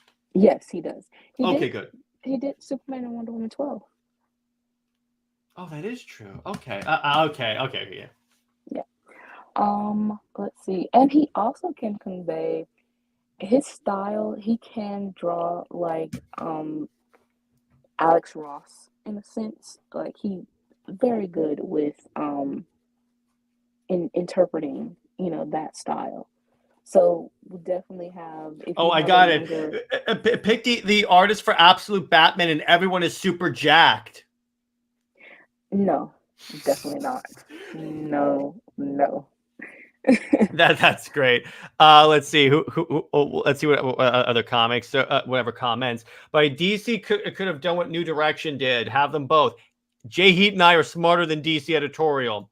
Basically, Yes. Super Wonder is what can set DC back on the map. Maybe Super Wonder is literally a moneymaker. Why does DC hate money? It's called nostalgia. Yeah. Cameron says, I hate... Okay, we already read that one. DC has to take a chance of Super Wonder again versus Lois and Super and Spider-Man and Ultimate Spider-Man. Yeah, exactly. Power couple drawn by Jim Lee. Okay. I mean, Hmm. as long as it's not rushed, because it seems like Jim Lee's art has been rushed. Currently, Let's see how his Batman run turns out. right, and then we can judge that. Because it would be kind of full circle if he draws the first issue as a celebration, because he drew Superman, Wonder Woman 12. Just League 12. He can definitely draw the first issue, but I think that Covers. Some of his covers have been rushed too. So what I would do if I were telling Jim Lee what to draw, I was like, okay, so take that image of Clark and Diana kissing on top of the Washington Monument in the moon and just turn that into a cover. Yeah. Yeah. I would basically have like, if I were doing this in terms of variant covers, it would be all the different like moments from their shared history. Perfect. And it'd be a celebration. And then I would release, additionally, after the book is like started, an ongoing like art, like a sort of a cover book like they're doing with Wonder Woman, where it's all the covers in like one of these, kind of like how they do those swimsuit like books. Yes. Essentially that, and just call it a celebration of power, or something like a power couple. I like Hunter. I just hate what they did to him. Yeah, the idea is good there, but they just screw it up. Writers just have to imply Diana's terrible so they can prop up Lois. That's any character that Lois could be possibly threatened by, which means anyone. Beware Batman. Wonder Woman 793 had good art. The issue is the Trinity investigating the one. Oh, I got another artist. Did you say Jen Bartel? Yes, her. How can I forget that? Wonder Woman Jen, 800, baby. yes, she can definitely. Well, I would say that she could. She can't do a long run. I don't think she has done before, but a How couple about of, an issue? yeah, an issue definitely. Oh, you know who has to do a cover? Frank Cho, because he does a lot of these like humorous covers of characters. He even did one of like Clark and Diana in bed. So I would do it where Diana's explaining and saying, "I assure you, Clark knows a thing or two about getting his hands dirty." Oh my God. I'm so good. I'm so using that. Oh, how would you feel about Superman and Wonder Woman and a John Carter Deja Thoris crossover? In other words, kind of Superman and Wonder Woman from the John Carter universe. I actually really like that. Would be interesting. Yeah. Yeah, DC is gonna have to straight up collapse and get desperate before they try Super Wonder again. They may be there at this point because I got news for you. That video where they announced the Absolute Universe and the All In Initiative, that really sounded like they were desperate. Yeah, they are. Where Scott Snyder's like, comics are cool. That's what it sounded like. I mean, he even said that his basically like the initiative with the cards, with the Justice League cards. They said basically any whether you buy DC's comics or Marvel or indie books or something like that, they will hand out these cards. So they are actually desperate. You know what's kind of funny, then they were contradicted because I saw a post on DC that said if you buy 4 DC comics you would get a card. Oh, that's definitely desperate then. Buying 4 books for a card? Oh, wow. Why would I buy over $300 worth of books, so I might as well have a whole deck at this point. But yeah, outside of Charles Sewell, who would you want to write? Oh, without a bias. Now that's difficult because you would have to have someone who is very creative in understanding the both characters. And that's the problem, is that most of the writers do not understand Diana. They simplify Clark as just a simpleton farm boy, I'm only human Kansas boy with powers. Jeremy Addams. Well, maybe. Or how about this? Someone that I trust, that even though he's a Clovis fan, that I trust not to let their bias get in the way, or like at least someone that I think could get Superman and maybe Wonder Woman. Philip Kennedy Johnson. I was thinking him too. And yeah, because honestly, first off, can you imagine if Diana went with Clark to Warworld? Right. So Jay Heat and I have this idea where their honeymoon is they just go to Warworld. What a honeymoon. Yeah, exactly. But it's like that's the thing. It's like they have to go there to like depose Mongols. So they don't bring the authority. Wonder Woman, the Hawks, like all the warriors. That would be much better. Now that's a book right there. Exactly. By the way, I'm not surprised DC always puts Superman and Wonder Woman together when they were so desperate. That's kind of the thing. But in terms of writers, I certainly don't trust Tom King, but definitely not. Yeah, maybe. Michael Conrad. Yeah, God, yeah, and trust me, I would say, guess what, dude? You don't have to be subtle in this book. Exactly. I do not trust Joshua Williamson because he gave Lois powers. Certainly don't trust Mark Waid. I mean, honestly, Mark Waid probably can write them in a weird way. He probably can. But I don't think he will. I don't think he wants to. I certainly do not trust Jeff Johns. As much as I love Jeff Johns' Green Lantern, he cannot write Diana. Right. I would have to say a lot of Wonder Woman writers I don't trust to write Clark. That's the thing. Yeah, and that's your point, Brit. A lot of writers can write one or the other, but not the other, if that makes sense. Exactly. It's difficult. Yeah, I know. There's so many. There's writers that I know are good writers, but aren't good for the other character. Let me Which see. is awful because I mean, Frank Miller? definitely not Jared. Brit, Master Race. I mean, but we want something that's kind of like young and vibrant and actually, telling the story of them. I know. I love Brit's reaction. Yeah, there's not a lot that wouldn't be biased. Let me put it because there are a lot of great writers, but there's too many of them that would let their biases get in the way. And it's the fact that they don't understand Diana mostly. It's like they don't have a problem. Do you know who's written comics before is Tony Daniel? He wrote that Deathstroke run where Deathstroke went to Themyscira. Okay, Tony can write, yes, definitely. Trust me, Brit, you need to read that series. Particularly volume 2. You will love it. Yeah, I did, actually. Oh, good. Yeah. So, yes, he can write both of them. Yes. Yeah. Let's see. See, again, I'm looking at my shelf, and there's not a lot of, there's not a lot of people I would trust to draw this, to write this.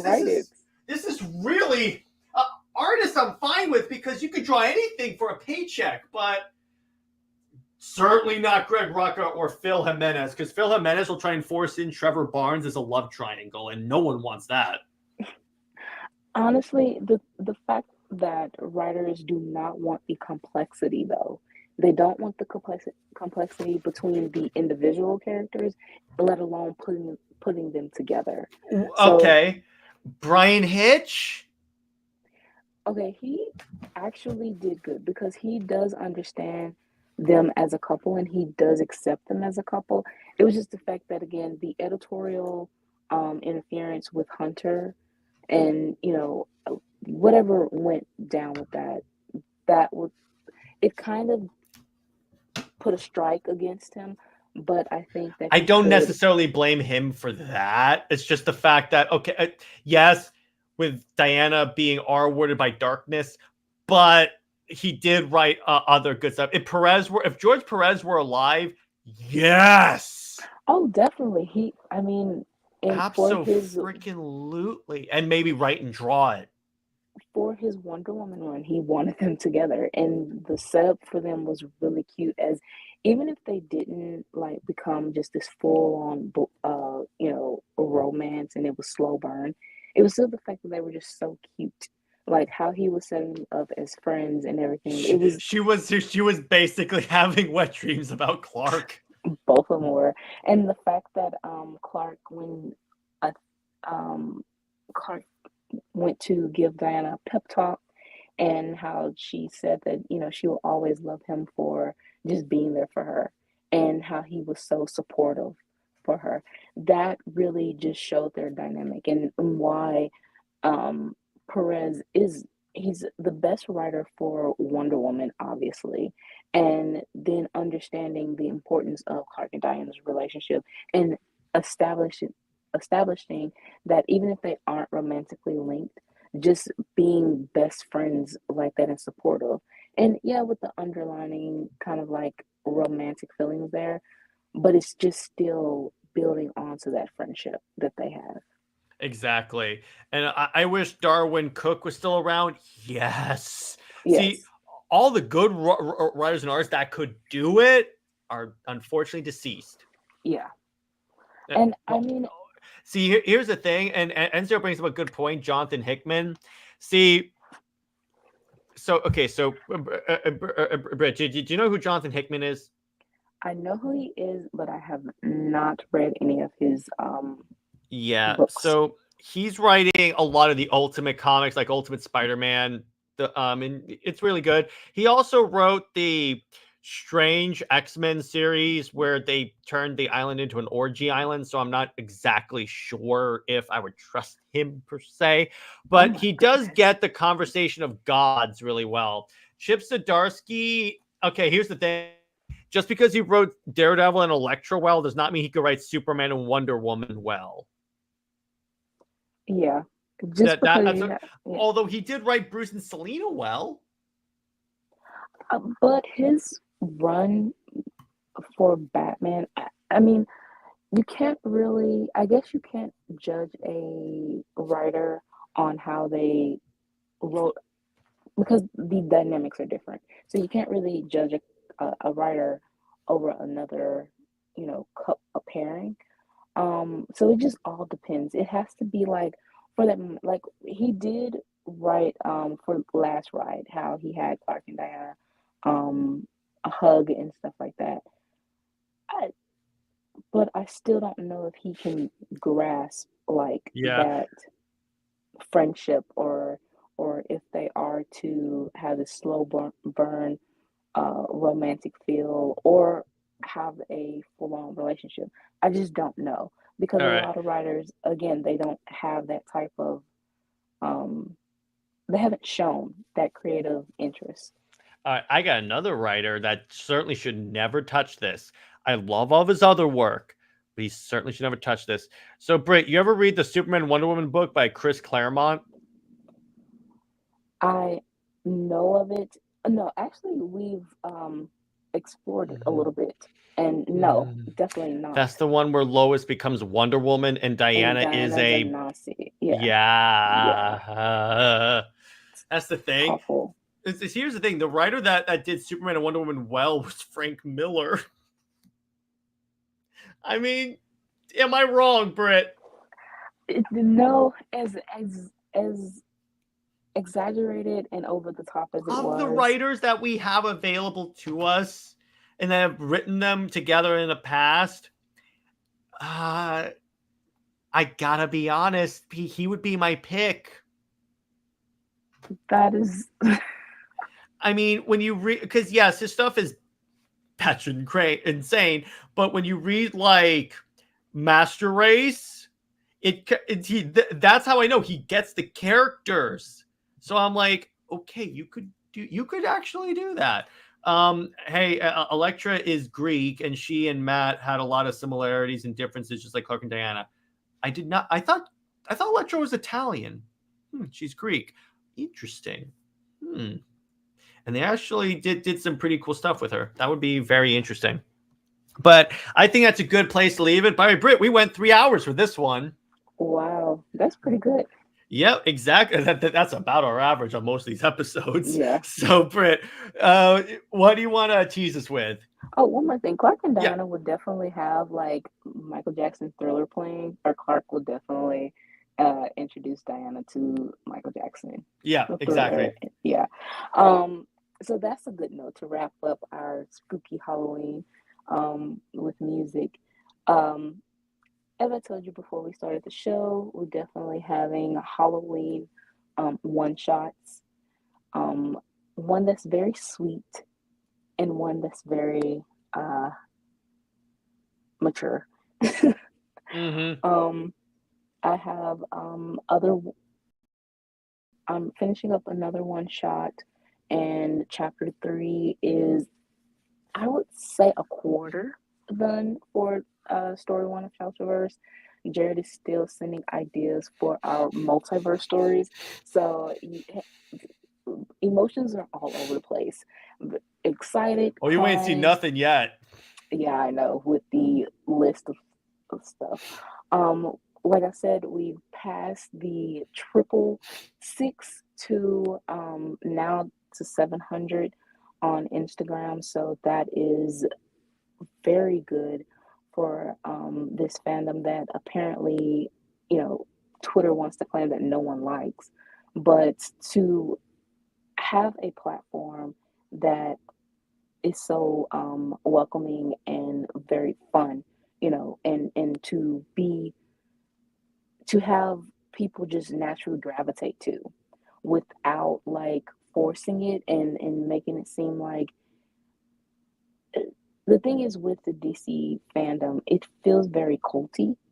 It's kind of like if you Oh don't like yeah. a certain thing, then you aren't a fan, and I just don't Or believe that. when they DM you and say if you believe this, we'll forgive you. That's literally a cult. Yeah. Things like that. That is, no, we're not doing that here. So for everyone who has supported us and just continues to Feel welcomed. Um, we appreciate you and we thank you for that. And yeah, it's just continuing on to be creative for the Super Wonder fandom. Get these stories out as fast as we can. Hopefully, personal life is not too much in the way. But yeah, Hell um, yeah. that's pretty much it. Hell yeah. So unfortunately it's time to stop bashing Lois. Oh, don't worry, there'll be more streams. There'll be more streams. So stay heroic, everyone. Remember, and this could not be even more appropriate for this stream right now.